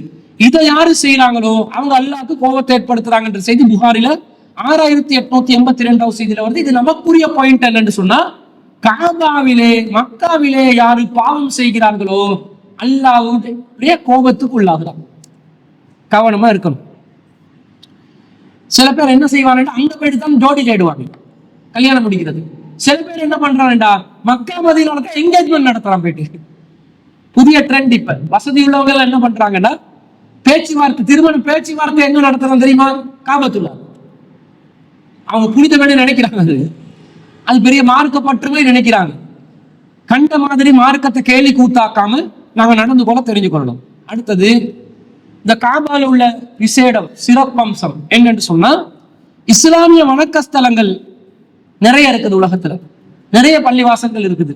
ஆனா நாங்கள் நன்மை நாடி பயணம் செய்த ஒரு பள்ளியா இருந்தா எது? 3 பள்ளி தான். நன்மை எதிர்பார்த்து எனக்கு நன்மை கிடைக்கணும் என்று நாங்க ஒரு பள்ளிவாசலுக்கு பயணம் செய்யறதா இருந்தா 3 பள்ளிவாசல் இருக்குது. ஒன்னாவது மஸ்ஜிதுல் ஹராம் காபத்துல்லா, 2வது மஸ்ஜிதுல் நபவி ரசூலுல்லாஹ்வுடைய பள்ளிவாசல், 3வது மஸ்ஜிதுல் அக்ஸா பைத்துல் முகத்தஸ் பாலஸ்தீனத்தில் உள்ள பள்ளிவாசல். ரசூல் ஸல்லல்லாஹு அலைஹி வஸல்லம் சொல்றாங்க, நீங்க நன்மையை நாடி பயணிக்கிறதாக இருந்தா இந்த பள்ளிவாசலுக்கு நீங்க பயணிங்க என்று நபி ஸல்லல்லாஹு அலைஹி வஸல்லம் சொல்ற செய்தியை நாங்க பார்க்கிறோம். லா துஷத்துர் ரிஹால இல்லா இலா ஸலாஸத்தி மஸாஜித். 3 பள்ளிவாசல்களை தவிர நீங்க நன்மையை நாடி எந்த பள்ளிவாசலுக்கும் பயணிக்க கூடாது. அதுல முதலாவது அல் மஸ்ஜிதுல் ஹராம் காபத்துல்லா, வ மஸ்ஜிதுர் ரசூல் ஸல்லல்லாஹு அலைஹி வஸல்லம் மஸ்ஜிதுன் நபவி, வ மஸ்ஜிதுல் அக்ஸா மஸ்ஜிதுல் அக்ஸா பாலஸ்தீனம். இது புகாரில 1189வது செய்தி. நம்ம மக்கள் என்ன பண்றாங்க தெரியுமா, நன்மையை நாடி தேவட்டகா பள்ளிக்கு போறாங்களா இல்லையா? இது மார்க்கத்துல அனுமதிக்கப்பட்டதா? நன்மையை நாடி எங்க போகலாம் ரசூலுல்லாஹ், நன்மையை நாடி இந்த பள்ளியை தவிர போவானாண்டாங்க. பொதுவா ஒரு பள்ளியில போயிட்டு நாங்க 2 ரக்காத் தொழுகிறதுக்கு நன்மை கிடைக்கும், குர்ஆன் ஓதுறதுக்கு நன்மை கிடைக்கும், அது தொழுகைக்கு குர்ஆனுக்கு இபாதத்துக்கு நன்மை. இந்த பள்ளிக்கு போனா எனக்கு ஸ்பெஷலா நன்மை கிடைக்கும் என்று நினைச்சு போறோம் பாருங்க, எங்களோட ஹாஜத் நிறைவேறும் என்று நினைச்சு போறோம் பாருங்க. அல்லது கிச்சி மலைக்கு போவாங்க, கெச்சி மலை, பேருமலை. இப்ப என்ன பண்றாங்க தெரியுமா, அது தர்காக்கு போறாங்க சில பேர் நன்மையை நாடி. அது மார்க்கத்தில் அனுமதிக்கப்பட்டது இல்ல. தர்காக்கள் கட்டவே கூடாது இஸ்லாத்துல. உயர்த்த கட்டப்பட்ட கபறுகளை தரமட்டமாக்க சொல்லித்தான் ரசூலா சொல்றாங்க. அது ஆட்சி அதிகாரம் இருந்தா தரமட்டமாக்கப்படும். ஆனா ஒரு நினைவு சின்னங்களா இலங்கையில சில கபறுகள் இருக்குது, இலங்கையில பழமையை நினைவுபடுத்துறதுக்கு. அது தனி சமாச்சாரம். ஆனா மார்க்க ரீதியா உயர்த்த கட்டப்பட முடியாது. இப்ப தர்காக்களுக்கு இன்னைக்கு நன்மையை நாடி பள்ளிவாசல் அந்த மாதிரி நன்மையை நாடி போறாங்க. இங்க இருந்து இந்தியாவுக்கு போவாங்க, ஏர்வாடிக்கு போவாங்க, நாகூர் தர்காவுக்கு போவாங்க. இதுக்கு வந்தனா கமன் பேரெல்லாம் வச்சு கொண்டு போவாங்க. இதெல்லாம் மார்க்கத்துல கூடாது. இப்படி கூடாதுன்னு தடுத்த உடனே கூடாதுதான் நம்மாக்கள் என்ன செஞ்சிட்டாங்கடா, இப்ப ட்ரெண்டை மாத்தி விட்டுட்டாங்க. காத்தாங்குட்டில ஒரு பள்ளிவாசல் ஒன்று செஞ்சிருக்கிறாங்க. அதுக்கு பேரு மஸ்ஜிதுல் அக்ஸா. அக்ஸா பள்ளி என்று எல்லாரும் படப்பட்டாளத்தோட அங்க போகுது. அது மஸ்ஜிதுல் அக்ஸா மாதிரியே ஒரு டூப்ளிகேட் பள்ளி. அது மஸ்ஜிதுல் அக்ஸா இருக்கிற மாதிரியே அந்த பள்ளிவாசல் இருக்குது பாக்குறதுக்கு. அந்த மாதிரி ஒரு தரமான ஒரு கட்டுமானம் தான், அழகா இருக்குது, வடிவமா இருக்குது, நல்ல வடிவானது, பிரச்சனை இல்லை. நீங்க என்ன பண்றாங்க தெரியுமா, பள்ளி சும்மா ஒரு டிசைன் நல்லா இருக்குதுன்னு பார்த்துட்டு போனா வேற விஷயம். நீயத்து வச்சு கொண்டு போறாங்க. அக்ஸா பள்ளிக்கு போற இவன் நினைச்சு பாலஸ்தீனத்துக்கு போறாரு. நம்ம ஆட்களுக்கு சில விஷயங்கள் விளங்குறதே இல்லை. சும்மா சரி சொல்லுங்களே, நாங்க ஒரு ஊருக்கு மக்காண்டு பேர் வச்ச வேண்டும். மக்கா நகரம் என்ற ஒரு ஊருக்கு, இந்த தர்கா நகரம் என்று இருக்கிற மாதிரி, தர்கா நரகம் தான், நகரம் என்ற ஒரு நகரம் இருக்குது தர்கா. நாங்க மக்கா நகரம் என்ற ஒரு ஊருக்கு பேர் வச்சோம்னா இவன் காபத்துல்லாக்கு சவுதிக்கு போறதுக்கு பதிலாக டிக்கெட் எடுத்து இங்க வருவான். அப்படி ஆக்கல் நம்ம ஆக்கள் எங்க என்ன இருக்குதோன்னு யோசிக்கிறதே இல்லை. காத்தாங்குடில ஒரு மஸ்ஜிதுல் அக்ஸாவை கட்டி அந்த மாதிரி ஒரு அழகா அந்த ஆர்கிடெக்சருக்கு கட்டி விட்டா அதை ரசிச்சுட்டு போவியா? சில பேர் ரசிக்கிற பேர்ல டிக்டாக் வீடியோ எடுத்து போட்டோண்டு. எங்களுக்கு எங்க போயிட்டு என்ன செய்யணும் தெரியாது. ஒரு பொம்பளை புள்ள போயிட்டு டிக்டாக் வீடியோ போட்டோம். எதுல? அக்ஸா பள்ளியில். இன்னொன்று சம்மாங்கோட்டை பள்ளியில போயிட்டு டிக்டாக் வீடியோ போட்டு பெரிய இஷ்யூ சமூகத்தில். பள்ளி வாசல்ல போயிட்டு எல்லாம் கூத்தடிக்கிறதா வேலையா போச்சு. சரி, நீங்க அங்க போனீங்க, பாத்தீங்க, முடிச்சிருங்க கதைய, அவ்வளவுதான். பொதுவா ஒரு பள்ளிவாசலுக்கு போகும்போது 2 ரக்காத் தஹியத்துல் மஸ்ஜித் தொழுவது கடமை இருக்குது. அல்லது அந்த வக்து வந்தா வக்துடைய தொழுகையை தொழுவோம். அல்லது ஒரு பள்ளிவாசலுக்கு போனா குர்ஆன் ஓதுவோம், திக்ர் செய்வோம், திலாவத்தில் இருப்போம். அந்த மாதிரி செய்யலாம். இது நீயத்தை வச்சு வாராங்க. அவர் அக்ஸா பள்ளி நிர்வாகிகளுக்கு ஒரு கடமை இருக்குது. இந்த பள்ளிவாசலுக்கு நீயத்து செஞ்சு பயணம் செய்யற மாதிரி யாரும் வந்துடாதீங்க. அது உலகத்துல 3 பள்ளிவாசலுக்கு மட்டும்தான் உரிமை இருக்குது. அது மஸ்ஜிதுல் ஹராம், மஸ்ஜிதுல் நபவி, மஸ்ஜிதுல் அக்ஸாவை தவிர வேறு பள்ளிவாசல்களுக்கு நன்மையை நாடி பயணம் செய்ய முடியாது. எனவே இந்த பள்ளிக்கு நீங்க நீயத்து வச்சு நேர்ச்சை வச்சு பள்ளிக்கெல்லாம் வந்துடாதீங்க. அது மார்க்கத்துல பித்அத் என்ற அறிவிப்பு செய்யணும். அவங்க பகிரங்கமா அதை அறிவிக்கணும். அவங்களும் அதை ஒரு சுற்றுலா பள்ளிவாசலா மாத்த நினைச்சாங்கன்னா ஒன்றும் பண்ண முடியாது. அப்ப இதை நாங்க கவனம் செலுத்தணும். காபத்துல்லாக்கு நாங்க நன்மையை நாடி பயணம் செய்யலாம். காபத்துல்லாக்கு உலகத்திலிருந்து யாருக்கும் போகலாம் நன்மையை எதிர்பார்த்து. ஆனா ஒரே ஒரு சாரார் வர முடியாது. யாரு வர முடியாது? முஷ்ரிக்களுக்கு வர முடியாது. காஃபிர்களுக்கு மக்காவுக்கு நுழைய முடியாது. மக்காவுக்கு நுழைவது காஃபிர்களுக்கு தடுக்கப்பட்டுள்ளது. அல்லாஹ் தஆலா குர்ஆன்ல சூரா தௌபால 9வது அத்தியாயத்துல 28வது வசனத்துல, யா அய்யுஹல்லதீன ஆமனு, நம்பிக்கை கொண்டவர்களே, இன்னமல் முஷ்ரிகூன, முஷ்ரிக்குகள் அசுத்தமானவர்களே. அசுத்தமானவர்கள் என்றால் யூரின் கழுவாதனால சில பேர் அப்படி நினைக்கிறாங்க. மூத்திரம் கழுவ மாட்டாங்க அதனால நஜீஸ். அந்த நஜீஸ் இல்ல, நீ மூத்திரம் கழுவாட்டி நஜீஸ் தானே. முஸ்லிம் என்றதுனால ஒருத்தர் நஜீஸ் ஆகுவானா? இல்ல. அபூ ஹுரைரா ரலியல்லாஹு அன்ஹு ஒரு பையன் குளிப்பு கடமையாகும். அவர் ரசூலுல்லாஹ்வை சந்திக்காம மறைஞ்சு இருப்பாரு. கொஞ்ச நேரத்துக்கு பிறகு வருவாரு. ஏன் அபூ ஹுரைராவை நீங்க மறைஞ்சு இல்ல, அல்லாஹ் குளிப்பு கடமையா இருந்துச்சு, நான் நஜீஸா இருந்தேன், உங்களை சந்திக்கிறதுக்கு எனக்கு ஒரு மாதிரியா இருந்துச்சு, நஜீஸ் தானே. ரசூலுல்லாஹ் சொல்றாங்க, எந்த ஒரு முஸ்லிமும் ஒருபோதும் நஜீஸ் ஆக மாட்டான். ஏன்னா முஸ்லிம்கள்ட்ட கொள்கை தெளிவு தானே, கொள்கை சரிதானே, ஹக்கு தானே, அகீதா கரெக்ட் தானே. லா இலாஹ இல்லல்லாஹ் முஹம்மது ரசூலுல்லாஹ் நாங்க ஸ்ட்ராங்கா இருந்தோம்னா நம்மளோட கொள்கை தவறாவாது. ஆனா முஸ்லிம்களுடைய கொள்கை நஜீஸ். கொள்கை என்னது? அல்லாஹ் அல்லாதவர்களை வணங்குவாங்க, கண்டதையும் வணங்குவாங்க, கண்டவரிடம் மண்டியிடுவாங்க, கண்டவர்கள காலையும் விழுவாங்க, கண்டதையும் நேர்ச்சை செய்வாங்க. கடவுளுடைய பேர்ல பல பிரிவுகள், பல போட்டிகள், பல இனங்கள், குலங்கள், நிற வேறுபாடு எல்லாமே பார்க்கிறோமா இல்லையா? இது இருக்கிறதுனால முஸ்லிம்களுடைய கொள்கை ஏகத்துவம் இல்லாததுனால அது அசுத்தமான ஒரு கொள்கை என்று அல்லாஹ் சொல்லி மஸ்ஜிதுல் ஹராம பஅத ஆமிஹி மாதா, இந்த வருடத்திற்கு பிறகு அவர்கள் மஸ்ஜிதுல் ஹராமுக்குள்ளே நுழையக்கூடாது. காபத்துல்லா என்பது அந்த கருப்பு சதுர வடிவமான ஆலயம் கட்டிடம். மஸ்ஜிதுல் ஹராம் என்பது அதை சுத்தி உள்ள ஹரம் எல்லையை உள்ள பள்ளிவாசல். ஹரம் எல்லை எங்கெங்கெல்லாம் இருக்குமோ அதெல்லாம் மஸ்ஜிதுல் ஹராம் தான். மஸ்ஜித் காபா புனிதம், மஸ்ஜிதுல் ஹராம் வளாகமும் புனிதம். எனவே மக்கா புனிதம். இந்த புனித வளாகத்துக்குள்ளே காபிர்கள் வர முடியாது. ஜித்தா ஏர்போர்ட்டுக்கு வரலாம் காபிர்களுக்கு, ஜித்தா ஏர்போர்ட்டுக்கு வந்து உள்ள நுழையணும். மக்களோட எல்லை ஒன்றிக்குது, அந்த எல்லைக்குள்ள காபிர்கள் நுழைய முடியாது. இன்னைக்கு அதை பேணி பாதுகாக்கிறாங்க. ஏன்? இனவாதமா, அடிப்படைவாதமா, துவேசமா? இஸ்லாம் வந்து மனிதர்களை வேறுபடுத்தி காட்டுதா? மத நல்லிணக்கம் இல்லையா, இன நல்லிணக்கம் இல்லையா என்று கேட்டால் அப்படி கிடையாது. இஸ்லாம போல சமத்துவத்தை பேணின எந்த மார்க்கமும் இல்லை. இஸ்லாத்தை போல மத நல்லிணக்கத்தை, இன நல்லிணக்கத்தை பேசின எந்த மார்க்கமும் இல்லை. ஆனா ஏன் பேணாமண்டா? வந்தா புள்ள புடுங்க முடியாதுன்னு இருக்குது. புள்ள புடிக்கலாம் எனக்கு தெரியாது.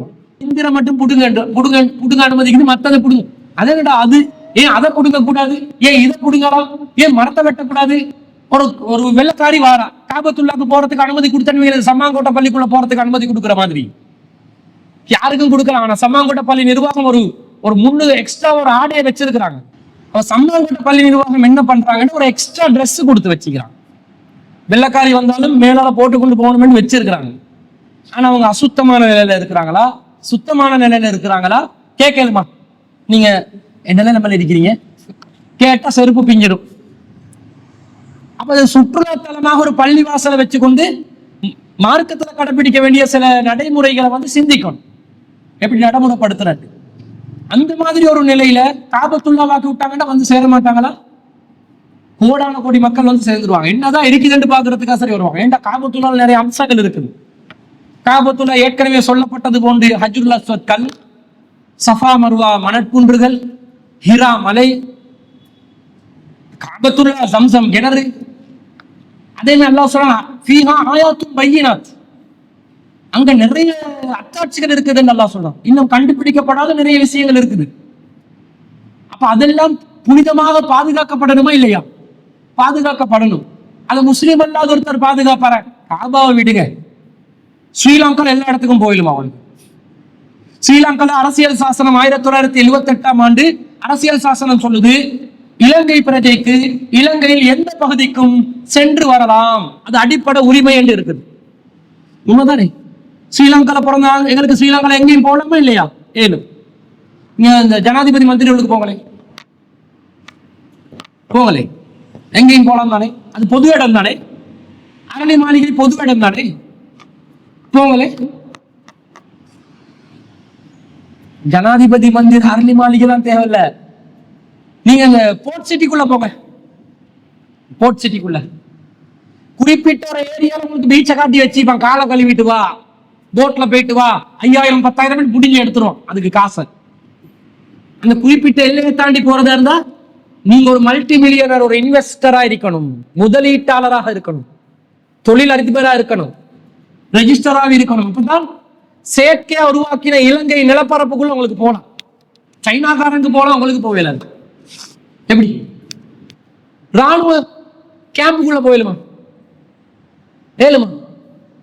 ஏலாம். சார் அதெல்லாம் பாதுகாப்பு சம்பந்தப்பட்ட இடம். சரி, மதத்தலங்களுக்கு வருவோமே. மதஸ்தலங்களுக்கு போலாமா?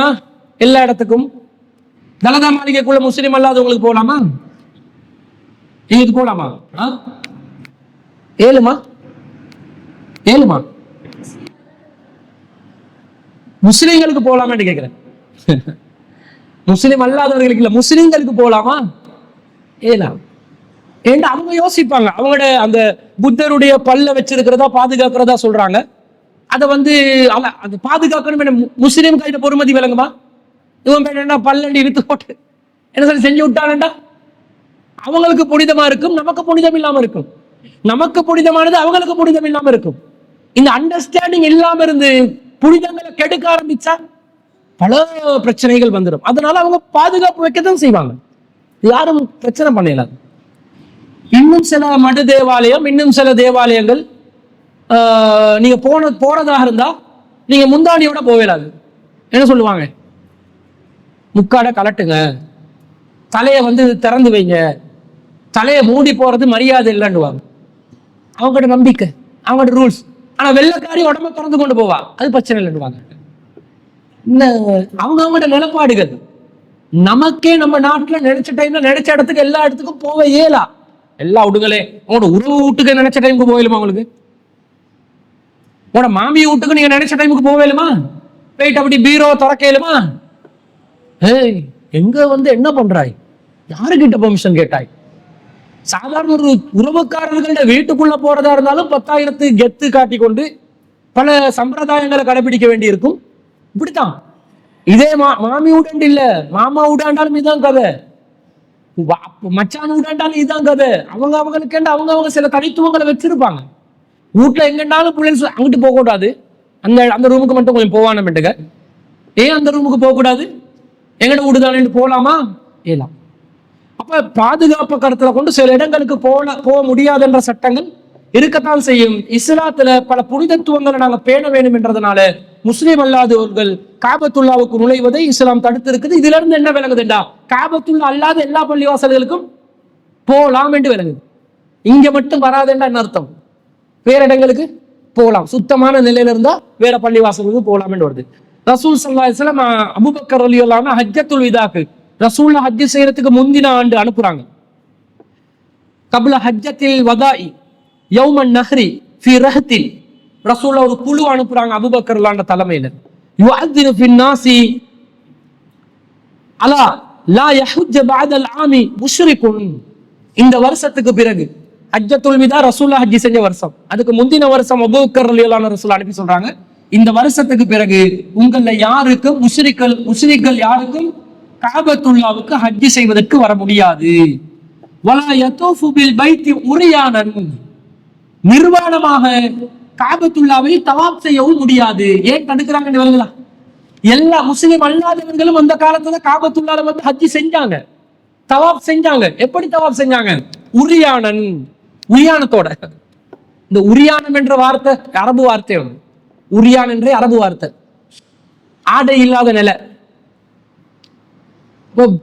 ஆடை இல்லாமல் நிர்வாணமாக தவாப் செய்த முஸ்லிம்கள் இஸ்லாம் வந்த பிறகு நிர்வாணமா தவாப் செய்யலாம். அதை தடுக்கிறதுக்கு இனிமேல் முஸ்லிம்கள் வரக்கூடாது. விளங்குதா? ஒழுக்கங்களை பேணுவதற்காக வேண்டி இஸ்லாம் இப்படி சில விஷயங்களை தடுத்து இருக்கிறத நாங்க பாக்குறோம். இது புகாரில 1622வது செய்தியாக நாங்க பாக்குறோம். அடுத்ததாக இந்த காபால இருக்கக்கூடிய முக்கியத்துவம் ஒன்று பாருங்க.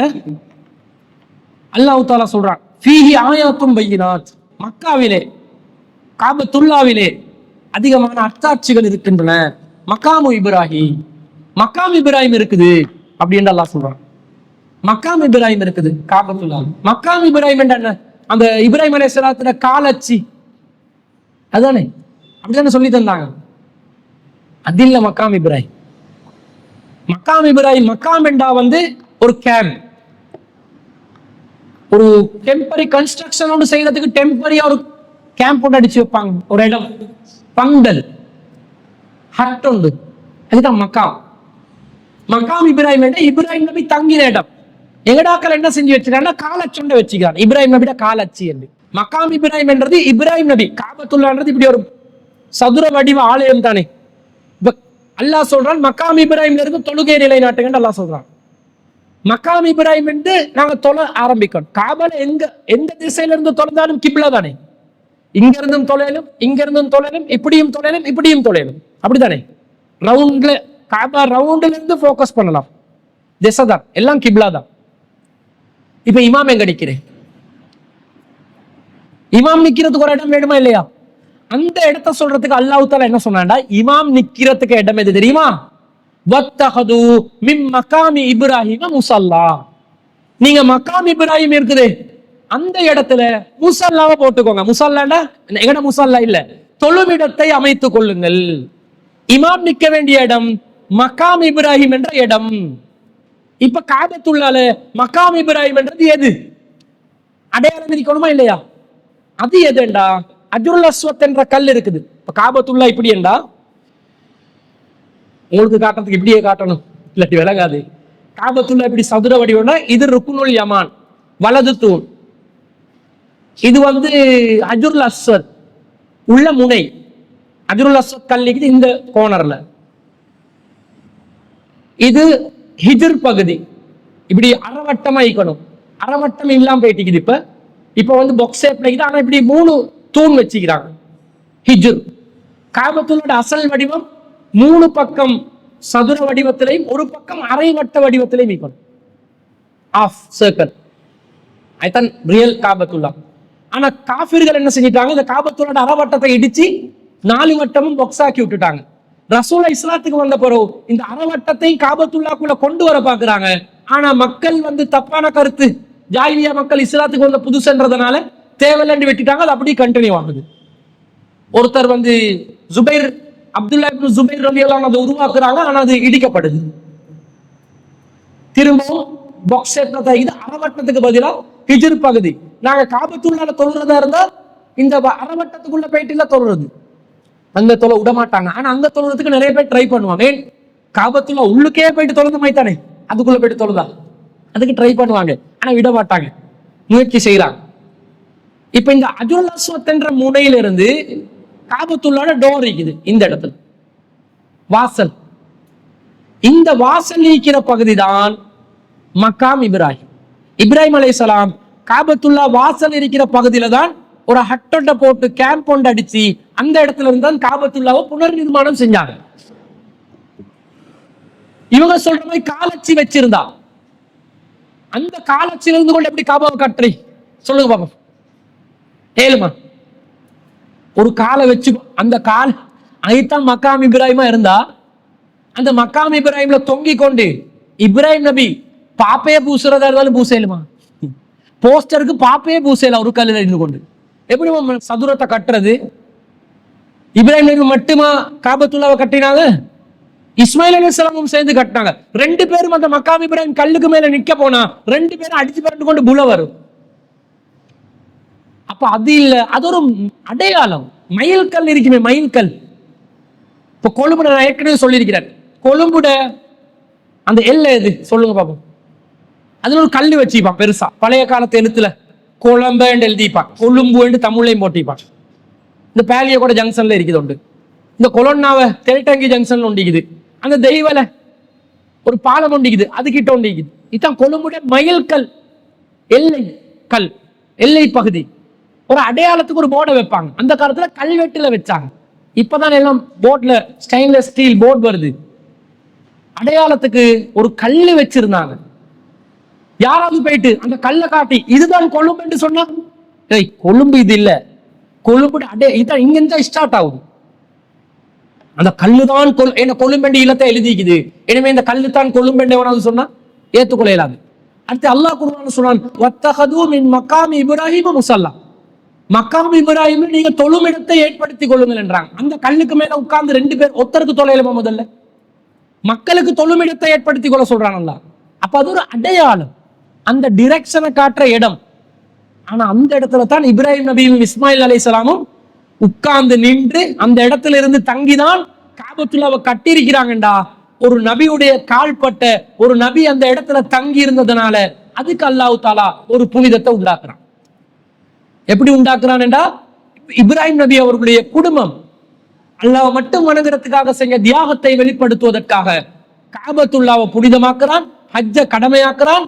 அவங்க தங்கின இடம் உங்களுக்கு தொழுவதற்குரிய திசை, அதுதான் திசை. எல்லா திசையிலையும் தொழலாம். காபால தொழுறதா இருந்தா இந்த டிரெக்ஷன்ல இருந்து தொழ ஆரம்பிங்க. அப்ப என்ன செய்வாங்க, இமாம் அந்த சைட்ல தான் நிப்பாரு, சுத்தி இமாமுக்கு வேற சைட்லயும் இருக்கலாம், அந்த இடத்திலையும் ஏற்படுத்திக் கொள்ளணும். அதுதான் அடிப்படை. மக்காம் இப்ராஹிம் இருக்குது. அதே போன்று வமன் தஹலஹு கான ஆமினன், யார் அதிலே நுழைகிறார்களோ அவர்கள் அபயம் பெற்று விட்டார்கள் என்று அல்லாஹ் சொல்லுவதை பார்க்கிறோம். அதுல பாதுகாப்பு கிடைக்கும். எல்லாத்தையும் விட அங்க தொலை சொல்றானே அல்லாஹ், அந்த தொலை சொல்றதுக்கு கிடைக்கிற நன்மை இருக்குதே, அது அளவு. ரசூல் ஸல்லல்லாஹு சொல்றாங்க, புகாரில் 1190வது செய்தி, சலாத்துன் ஃபீ மஸ்ஜிதி, ஏண்ட மஸ்ஜித்ல தொழுவது. ஏண்ட மஸ்ஜித் என்ற ரசூல் எதை சொல்லுவாங்க, மஸ்ஜிதுன் நபவி. ஹைருன், ஏண்ட மஸ்ஜித்ல தொழுவதை விட சிறந்தது எது தெரியுமா? எந்த மஸ்ஜித்ல தொழுவது?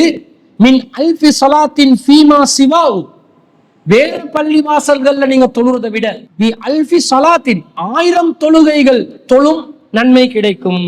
மஸ்ஜிது நபவில தொழுதா ஒரு பள்ளி வாசல்ல, ஸ்ரீலங்கால ஒரு பள்ளி வாசல்ல தொழுறதை விட எத்தனை மடங்கு நன்மை கிடைக்கும்? 1000 மடங்கு நன்மை கிடைக்கும். எதுல? மஸ்ஜிதுல் நபவி. இப்ப இங்க ஒரு பள்ளி வாசல்ல தொழுறதுக்கு சும்மா சொல்லுமே, எங்களுக்கு ரக்காத்துல நன்மை எவ்வளவுன்னு தெரியா? இங்க ஒரு ரக்காத் தொழுதா 1000 நன்மைகள் ஒரு பேச்சு, 2 ரக்காத் தொழுதா 2000 நன்மை, 4 ரக்காத் தொழுதா 4000 நன்மை. அப்போ ஒருத்தர் ஒரு நாளைக்கு 5 வக்து தொழுதாரு வைங்கள ஒரு பள்ளி வாசல்ல, சும்மா உதாரணத்துக்கு 1000 தெரியும், அல்லாஹ் அலம் அல்ல எவ்வளவு வச்சு, ஒரு ரக்காத்துக்கு கோடான கோடி நன்மையை வச்சிருந்தா கோடான கோடி மடங்கு வரும். ஒரு ரக்காத்துக்கு 1000 என்று வச்சா 17000 நன்மைகள் ஒரு நாளைக்கு பள்ளி வாசல்ல தொழுறதுக்கு கிடைக்குது. இதே ஜமாத்தோட தொழுதா 27 மடங்கு கூடும், அது தனி கணக்கு. 17000 என்று வச்சுக்கோங்களேன்.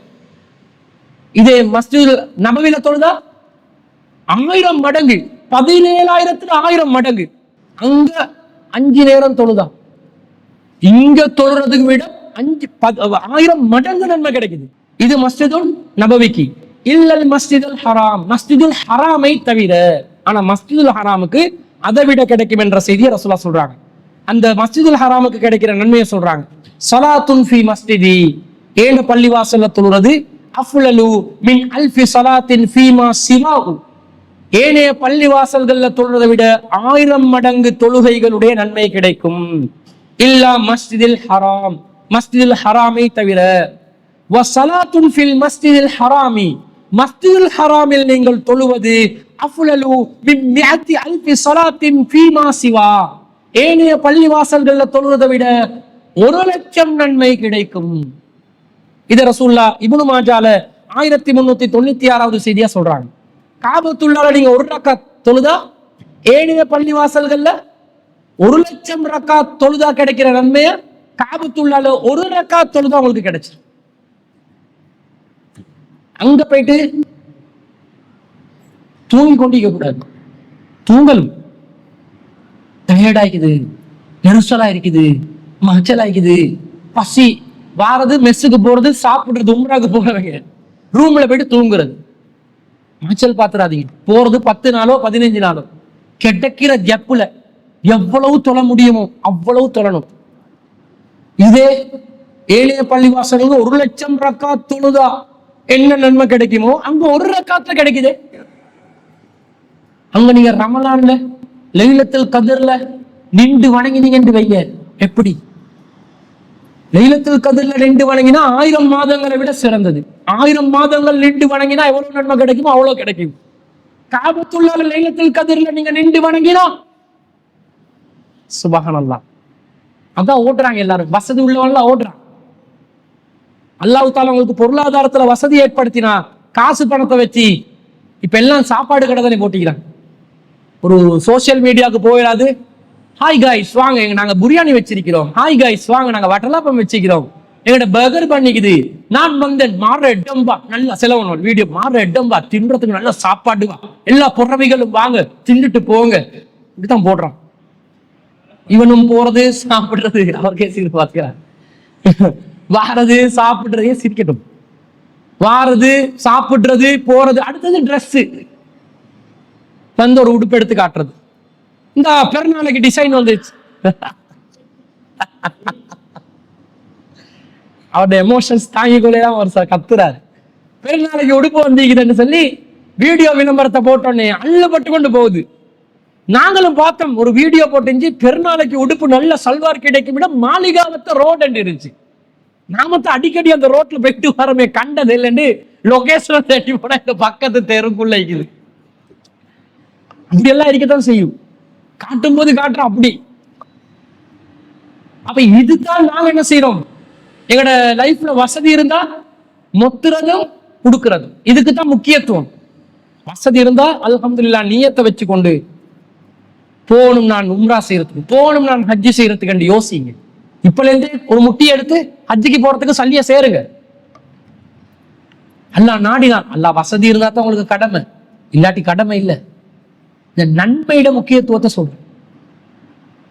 பூவை கிடைச்சா நீங்க பரம ஏழை, யாராவது உங்களுக்கு அஜிக்கு கூட்டி போக வேண்டாம், நான் பரம ஏழையாக இருக்கிறேன் வர முடியாது என்று சொல்றதா? வாங்க போ. சான்ஸ் இல்லையா? ஹஜ்ஜி செய்யறது ஒரு பாக்கியம் இல்லையா? காபத்துல்லாக்கு போறது ஒரு வாய்ப்பு இல்லையா? உம்ரா செய்யறது ஒரு பாக்கியம் இல்லையா? காபத்துல்லால 1 ரக்காத் தொழுது 1,00,000 ரக்காத் தொழுது நன்மை கிடைக்குமா இல்லையா? கிடைக்கும். இப்ப அந்த 1,00,000 ரக்காத் நன்மை எங்க கிடைக்கும்? இந்த காபத்துல்லா வளாகத்துல சுத்தி தொழுதா மட்டுமா? இல்ல, ஹரம் எல்லை எது வரைக்கும் நீடிக்குதோ அது வரைக்கும் அந்த நன்மை உண்டு. அதான் ரோட்லையும் தொழுறாங்க. ஹோட்டல் கட்டி வச்சிருப்பான், முன்னுக்கு தார் ரோட், கார் பார்க்கிங். வக்து வந்தா மக்கள் நிறைஞ்சிருவாங்க. வக்த உடனே வந்த இடத்துல என்ன செய்வாங்க? தக்பீரை கட்டி சஃபு சஃபா நின்று ஆக்கள் தொழுவாங்க. ஒரு வாய்ப்பு அல்லாஹ் தஆலா அந்த பரக்கத்தை வச்சிருக்கிறான். அப்ப காபத்துல்லாக்கு போனா நாங்க என்ன செய்யணும்? அதிகமா இதுக்கு ஆசை வைக்கணுமா இல்லையா? காபத்துல்லாக்கு போகணும், தொழணும், அல்லாஹ் அதிகமா நினைக்கணும். இது ஒரு ஆசை. யாருக்கா இருந்தாலும் வரக்கூடிய ஒரு ஃபீலிங் தான். அந்த காபத்துல்லா முதல் தடவையா பார்க்கும்போது கேட்கிற துவா அங்கீகரிக்கப்படும். இன்னைக்கு அப்படி ஒரு ஹதீஸ் இல்ல, பலவீனமானது ஹதீஸ் இருக்குது, பலவீனம். எனவே ஒரு நபி வழி இல்லை. ஆனா உண்மையிலே அதை பார்க்கும்போது கிடைக்கிற, மனசுக்கு கிடைக்கிற ஒரு நிம்மதி இருக்குது, அது தனி சுகம் தான். அது உண்மையிலே அதை உணர்வாங்க எல்லாரும், இந்த காபத்துல்லாவை கண்ணால நேரடியா பார்க்கும்போது. எனவே முயற்சி செய்யுங்க. அது இதுக்கு காசு சேகரிச்சு கொண்டு சில பேர் கல்யாணத்துக்கு சல்லி சேர்த்து கொண்டு இருப்பாங்க. சவடி மாலை வாங்கணும், சவடி மாலையை போட்டு போறியா? எங்கேயாவது போட்டா போயிட்டீங்க? எங்க போயிட்டீங்க தெரியுமா? அது கன்ஃபார்மா அடகு கடைக்கு போயிட்டீங்க, ஒரு நாள் இல்லாட்டி ஒரு நாள். இது தேவையா? இந்த சவடி மாலை தேவையா? மாலை ஒன்றை போட்டாலும் உங்களுக்கு அடுத்தவங்களுக்கு காட்டலுமா? உள்ளதான் போட போறீங்க. நீங்க சவடி மாலையை வச்சுக்கொண்டு வீட்டுக்குள்ள நான் கல்யாணம் முடிச்சிட்டேன் இப்படியா வச்சு கொண்டிருப்பீங்க? எதுக்கு இது? அது வந்து தாலி அந்தஸ்து கொடுக்கறது, தாலி அந்தஸ்து இதுக்கு சேர்க்கிறாங்க. மெட்டி போடுறதுக்கு. இன்னொன்னு அந்த கருப்பு கலர்ல போடுவாங்க ஒரு மாலை உண்டு. என்ன மாலை அது? கருப்பு முத்து முத்தா போட்டு அது ஒரு மாலை. இதுகளுக்கு காசு சேர்க்க தேவையில்ல, இந்த மாதிரி விஷயங்களுக்கு சேமிங்க. அல்லாஹ் தஆலா பரக்கத் செய்வான் வாழ்க்கையில. இது பார்க்கணும். அடுத்தது பள்ளிவாசல்கள்ல, பொதுவா பள்ளிவாசல்ல மட்டும் இல்ல, வீடுகள்லையும் தான் தொழுறதுக்கு தடை செய்யப்பட்ட 3 நேரம் இருக்குது. என்ன நேரம்? தொலைல அந்த டைம்ல தொழுகைக்கு தடை செய்யப்பட்ட 3 நேரம் இருக்குது. சூரியன் உதிக்கிற நேரம், சூரியன் உச்சிக்கு வர நேரம், சூரியன் மறைகிற நேரம். மறையும் போது, உதிக்கும் போது, உதிக்கும் வேண்டாம் அந்த ஹொரிசோன்ல இருந்து இப்படி சூரியன் வெளியே வருமே, அந்த டைம்ல தொழக்கூடாது. அதே மாதிரி ஹொரிசோனுக்கு கீழே போகுமே மறையும் போது, சன்செட் சன்ரைஸ் செட் ஆகுற அந்த டைம்ல, மறைஞ்சு கொண்டிருக்கிற டைம்ல தொழக்கூடாது. உச்சில சரியா வந்து நடு உச்சில வந்து நிற்கும் சூரியன், அந்த டைம்ல தொலையலாம். ஆனா காபத்துல்லாக்கு அந்த சட்டம் இல்லை. காபத்துல்லாக்கு நீங்க டே அண்ட் நைட் போயிட்டு எந்த டைம்லயும் என்ன செய்யலாம்? தொழலாம். அல்லாஹ்வின் தூதர் ஸல்லல்லாஹு அலைஹி சொன்னாங்க, யா பனி அப்து மனாஃப், அப்து மனாஃப் குடும்பத்தாரே, லா தம்னவு அஹதன் தாஃப பிஹாதல் பைத், எந்த மனிதர்களையும் இந்த பள்ளிவாசலை, காபாவை, இந்த ஆலயத்தை தவாப் செய்வதை தடுக்காதீர்கள். வஸல்லா, தொழுவதையும் தடுக்காதீர்கள். ஐயத்த சாஅத்தின் சாஅ மின் லைலின் அவ் நஹாரின், இரவிலே பகலிலே எந்த நேரத்தில் மக்கள் விரும்பி வந்து தொழ வந்தாலும் அந்த நேரத்தில் மக்களை தொழுவதையும் தவாப் செய்வதையும் தடுக்காதீர்கள் என்ற செய்தியை திருமிதியில 795வது செய்தியா பார்க்கணும். அப்ப இந்த சூரியன் உதிக்கும் நேரம், மறையும் நேரம், உச்சிக்கு வரும் நேரம் என்றது காபத்துல்லாக்கு பொருந்தாது. எனி டைம் நீங்க என்ன செய்யலாம்? அங்க தொழலாம். கிடைக்கிற டைம்ல தொழுந்து கொள்ளணும் என்றது பார்க்கணும். அடுத்தது இந்த காபத்துல்லாக்கு இருக்கிற புனிதத்துவத்துக்கு அடுத்தது காரணம். இதெல்லாம் புனிதத்துக்கு காரணம். சில சட்டங்கள் இருக்குது, சில ஆயத்துகள் இருக்குது, அத்தாட்சிகள் இருக்குது, சில நன்மைகள் இருக்குது. இந்த மாதிரி காரணங்கள் வருது. அடுத்த புனிதத்துக்கு காரணம், தஜ்ஜாலுக்கு காபத்துல்லாக்கு நுழையல. தஜ்ஜால் தெரியும் தானே? யாரு? மாமானா மச்சானா? தஜ்ஜால் ஆன்டி கிரைஸ்ட், கிறிஸ்துக்கு எதிராக வரக்கூடிய, ஈசா அலைஹிஸ்ஸலாத்துக்கு எதிராக வரக்கூடிய, உலகத்தில் மக்களை சோதனைக்கு உள்ளாக்கக்கூடிய ஒரு மனிதன். ஆதம் அலைஹிஸ்ஸலாத்துல சந்ததிகளில் ஒருவன் தான். அவன் யூத இனத்தை சேர்ந்தவன். யூதர்களோடு தான் வருவான். அஸ்பஹான் நாட்டுல வருவான். ஈரான்ல இருந்து வெளிப்படுவான் தஜ்ஜால். சிரியாவுக்கு வருவான், பாலஸ்தீனத்துக்கு வருவான், நிறைய ஊர்களுக்கு போவான், ஈராக்குக்கு போவான், உலகத்துல வடக்கு கிழக்கு உள்ள எல்லா பகுதிகளுக்கும் செல்வான். இவ்வளவுக்கும் அவன் திடகாத்திரமான உடல் உள்ளவன். தஜ்ஜால் என்றொன்னே ஒரு வெம்பயர் வாரமே நினைச்சிடக்கூடாது. சில பேர் தஜ்ஜால வெம்பயர் மாதிரி வரைஞ்சி வச்சுக்கிறாங்க. தஜ்ஜால் வந்து ரசூலுல்லாஹ் சொல்றாங்க சிவப்பு நிறம் உள்ளவன், வெண்மையானவன். அந்த சோப்பு கலர் என்ன, சோப்பு பெயிண்ட் அடிக்கிற கலர் இல்ல. மனுஷன்ல சோப்புன்னா என்னது, வெள்ளை வெள்ளை வெள்ளையரண்டு இருப்பான். வெள்ளைக்கு பின்னுக்கு மயங்கிறோம், தஜ்ஜாலுக்கு பின்னுக்கும் பெற்றுவாங்க. இந்த வெள்ளைக்கு மயங்க கூடாது. அடுத்தது திடகாத்திரமான உடம்பு, ஃபுல் வெயிட் லிஃப்டட் பண்ண உடம்பு ஒன்று இருக்கும். திடகாத்திரம், உயரமானவனா இருப்பான். பாக்குறதுக்கு நல்ல கொளுத்த பெருத்த தெக்கே அத்தனை சைஸ் எண்டுவோம், அந்த மாதிரி கொளுத்த பெருத்த ஒரு ஆள். கண்ணு ஒரு கண், வலது கண்ணு அவன், இடது கண்ணு ஊனமுற்றதாக இருக்கும். இடது கண்ணு பச்சை நிற ஒரு லென்ஸ் போட்ட மாதிரி, கண்ணாடி பச்சை நிற கண்ணாடி போன்று இருக்கும் என்றாங்க சொல்லலாம். இடது கண்ணு. வலது கண்ணு உலர்ந்த திராட்சை போன்று இருக்கும், தொங்கிக் கொண்டிருக்கும். ஒரு மச்சம் தொங்குற மாதிரி, ஒரு உண்ணி தொங்குற மாதிரி தொங்கிக் கொண்டிருக்கும். நெத்தியில நடுவுல இரண்டு கண்களுக்கு மத்தியில காஃபிர் என்று அரபால் எழுதப்பட்டிருக்கும். எல்லோரும் வாசிக்கக்கூடிய விதத்தில் இருக்கும். வந்து அவன் நதிகள் ரெண்ட கொண்டு வருவான். தண்ணி தாவமான்னு கேட்பான். ஓ நான் குடிங்கன்னுவான். குடிச்சிடாதீங்கன்றாங்க சொல்லுவான். சொர்க்கமா உண்ட காட்டுவான், நரகமா உண்ட காட்டுவான். ரசூலுல்லாஹ் சொல்றாங்க, அவனை ஏற்றுக்கொண்டவர்கள் எல்லாத்தையும் சொர்க்கத்துக்கு அனுப்புவான், அதில் நுழைபவர்கள் நரகத்திலிருந்து வெளியேற மாட்டார்கள் என்றாங்க. நரகம் என்று அவனை ஏற்றுக்கொள்ளாதவன் பலவந்தமா தூக்கி போடுவான். தாராளமாக அதில் நுழையுங்கள், அது உங்களுக்கு சுவனத்தின் பூஞ்சோலையாக இருக்கும் என்றாங்க ரசூலுல்லாஹ். கேட்பான், பசிக்குதா? உலகத்துல உணவு பற்றாக்குறை இருக்கும், தஜ்ஜாலுக்கு மட்டும் உணவு இருக்கும். ரொட்டி கொண்டு வரான், ரொட்டி தான் சாப்பாடு. அல்லாஹ் ஆலம், இந்த உலகம் திரும்ப பழைய நிலைமைக்கு போகுமோ தெரியாது, டெக்னாலஜி மாறுமோ தெரியாது, ரொட்டியோட தான் தெரிய போறாங்க. ஆனா இப்ப எல்லாம் பராட்டா ரொட்டி தானே எல்லாரும். இப்பயும் ரொட்டி தானே உணவு, கொத்து பராட்டா. நீங்க பாருங்க, உணவு நவீன உணவுல எதை பார்த்தாலும் கடைசியில திரிங்கி பிட்டி தான் இருக்கு. வீட் ஃபிளார், உடம்புக்கு ஒத்தே போகாத உணவு அது, அதான் கடைசியில உணவா தருவான். ஆட்டமாண்டு தாரதுலையும் என்ன செய்யறான், இதை தரத்தான் செய்யறான், கலக்கத்தான் செய்யறான். பெர்சன்டேஜ் போட்டிப்பான். 20% வீட் ஃபிளார் இருக்கும், 80% ஆட்டா ஃபிளார் இருக்கும். ஆட்டாவோ நோட்ட பைக்கோ எதை தந்தாலும் நமக்கு கேடாத்தான் இருக்குது. அவன் ரொட்டியை கொடுப்பான், கேட்பான், உங்களுக்கு நான் என்ன செய்யணும், மலையை பொழிவிக்கவா? மலையை பொழிவிக்கிறேன் யாருன்னு கேட்பான். அல்லாஹ். இந்த பாரு, வானமே மலையை பொழிவித்து ஆர்டர் பண்ணுவான். இவன் வானத்துக்கு ஆர்டர் பண்ணோடனே மலையை வந்து பொழியும். கேட்பான், மலையை பொழிவிப்போன் அல்லா தானே, அப்ப நான் அல்லாவா? ஏத்துக்கொள்றியா? அல்லா இல்லையானா?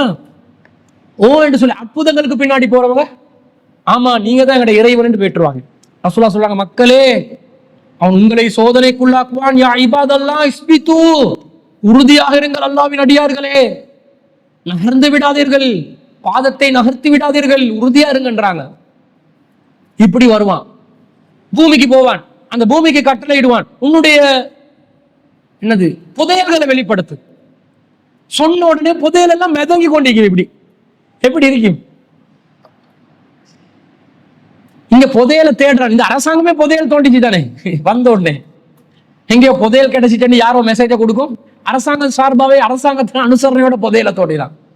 புதையல் கிடைச்சா நல்லதுதான், ஜக்காத்தை கொடுத்துட்டு அனுபவிக்க வேண்டியதான். புதையல் வெளிப்படு. இப்படியெல்லாம் சோதனைக்குள்ளாக்குற தஜ்ஜால் பின்னுக்கு பெரும் கூட்டம் ஒன்று சேரும். அவன் எதை அழிக்க நினைச்சு வருவான், மக்காவுக்கு நுழைவான். ஆனால் மக்காவுக்கு நுழையலா. ரசூல் ஸல்லல்லாஹு அலைஹி வஸல்லம் சொல்றாங்க, லைஸ மின் பலதின் இல்லா சயதஊஹு தஜ்ஜாலு இல்லா மக்கத்த வல் மதீனா. உலகத்துல எந்த ஊரா இருந்தாலும் தஜ்ஜால் நுழையாத ஒரு ஊர் இல்லை, மக்கா மதீனாவை தவிர. லைஸ லஹு மின் நிகாபிஹா நகபுன் இல்லா அலைஹில் மலாயிகா. அவன் அந்த மக்கா மதீனாக்கு நுழைவதற்கு முயற்சி செய்யும் போதெல்லாம் அங்கே வானவர்கள் இருப்பார்கள். சாஃபீன, சஃப்புகளாக அணிவகுத்த நிலையில் நிற்பார்கள். அவர்கள் என்ன செய்வார்கள், தஜ்ஜால வரவிடாமல் தடுத்து கொண்டிருப்பார்கள் என்ற செய்தியை நாங்க பார்க்கிறோம். இது புகாரில 1881 செய்தி. அப்ப உலகம் அழியறதுக்குரிய நேரத்துல ரசூலுல்லாஹ் சொல்றாங்க, ஈசா அலைஹிஸ்ஸலாம் வானத்துல இருந்து சிரியால தமஸ்கஸ் என்ற ஊர்ல தான் ஈசா அலைஹிஸ்ஸலாம் இறங்குவாங்க. இன்னும் இந்த தமஸ்கஸ் ஊர் இருக்குது சிரியால. திமிஸ்க் என்ற ஊர்ல ஈசா அலைஹிஸ்ஸலாம் இறங்குவாங்க. இறங்கிட்டு ஈசா அலைஹிஸ்ஸலாம் அவர்கள் பைத்துல் முகத்திஸுக்கு வருவாங்க, பாலஸ்தீனத்துக்கு. அங்க பாபு லுத் என்று சொல்லக்கூடிய ஒரு இடம் இருக்கும், ஒரு வாசல். அந்த பாபு லுத் என்ற வாசலில் வைத்து தஜ்ஜாலை கொலை செய்வார்கள் என்று வருது. அப்ப இவன் பைத்துல் முகத்திஸுக்கும் போயிட்டிருக்கிறான் அர்த்தம். 3 புனித பள்ளியை தன் கைவசத்துக்கு கொண்டு வரதுக்கு தஜ்ஜால் முயற்சி செஞ்சிருக்கிறான். இங்கெல்லாம் போனாருண்டா நம்ம நாட்டில் உள்ள பள்ளிவாசல்களுக்கு வாரத்துக்கு மிச்ச நேரம் போமா? உலகத்தை சுத்திடுவான் வெறும் 40 நாட்கள். அதான் தஜ்ஜால்ட வருகைக்காக ஒரு கூட்டம் காத்து கொண்டிருக்கிறாங்க. தஜ்ஜாலை வணங்குறாங்க ஒரு கூட்டம். அவங்களோட மோட்சம் தஜ்ஜால் மூலமா தான் கிடைக்கும் என்று ஒரு கூட்டம் இருக்கிறாங்க. ஆனா அல்லாஹ் தாலா அந்த டைம்ல தஜ்ஜால் சம்பந்தமா தனியா பார்க்கலாம். அல்லாஹ் தாலா அந்த நேரத்துல பாதுகாப்பு கொடுக்குறான் காபத்துள்ளால உள்ளவங்களுக்கு. அதே மாதிரி அல்லாஹ் பாதுகாப்பு கொடுக்குறான் மதீனால உள்ளவங்களுக்கு. பைத்துல் முகத்திஸ்ல உள்ளவங்களுக்கு கூட அந்த நேரத்துல பாதுகாப்பு இல்லை. ஏன்னா அங்க கூட தஜ்ஜால் நுழைஞ்சிட்டான். இங்க பாதுகாப்பு கிடைக்கிறத பாக்குறோம். இந்த மாதிரி ஒரு நிலைமை வருது. அதே நேரம் இந்த காபத்துள்ளால ஹஜ்ஜ பொறுத்தளவு அது ஒரு உலக அதிசயமா இல்லையா? உலக அதிசயத்துக்கு என்னென்னமோ போட்டான். சீகிரியாவை கூட உலக அதிசயத்துக்கு போட்டான். சீகிரியா இதே நம்ம காசப மன்னன் என்ன செஞ்சாலும் யாரையோ கொலை செஞ்சு போயிட்டு ஒளிஞ்சி இருந்த இடம் தான் சொல்றாங்க. காசியப்பன். காசியப்பன் சிங்களத்துல காஷ்யப்ப என்றுவாங்க. அழகா காசியப்பன் போயிட்டு ஒளிஞ்சாராம், கோட்டையொண்ட வச்சாராம். மக்கள் அந்த ஒளிஞ்ச இடமா இவங்க ஒளிறதுக்கு அவ்வளவு மேலே ஏறாது. அது ஒளிஞ்ச இடம் மாதிரி இல்லை. ஆனா காசியப்பன் ஆட்சி செஞ்சிருக்கலாம் அந்த பகுதியை. ஒரு பெரிய மலை குன்றுல இயற்கையான ஒரு மலைன்றதுனால அந்த இடத்துல ஒரு ஒரு அதிசயமா பாக்குறாங்க. நீங்க பெருசாகி பயன் பண்ணுங்க. அப்ப இப்படி ஒரு அதிசயம் ஒன்று இருக்குது, இல்லாம இல்லை. ஆனா காபத்துள்ளால உள்ள அதிசயம், மழை வந்தாலும் தவாஃப் செய்வாங்க, வெயில் அடிச்சாலும் தவாஃப் செய்வாங்க, கொரோனா வந்தாலும் செய்வாங்க, என்ன வந்தாலும் செய்வாங்க, சூறாவளி அடிச்சாலும் தவாஃப் செஞ்சு கொண்டிருப்பாங்க. எது வரைக்கும் நீடிக்கும் என்றா புகாரில 1593 செய்தியில வருது.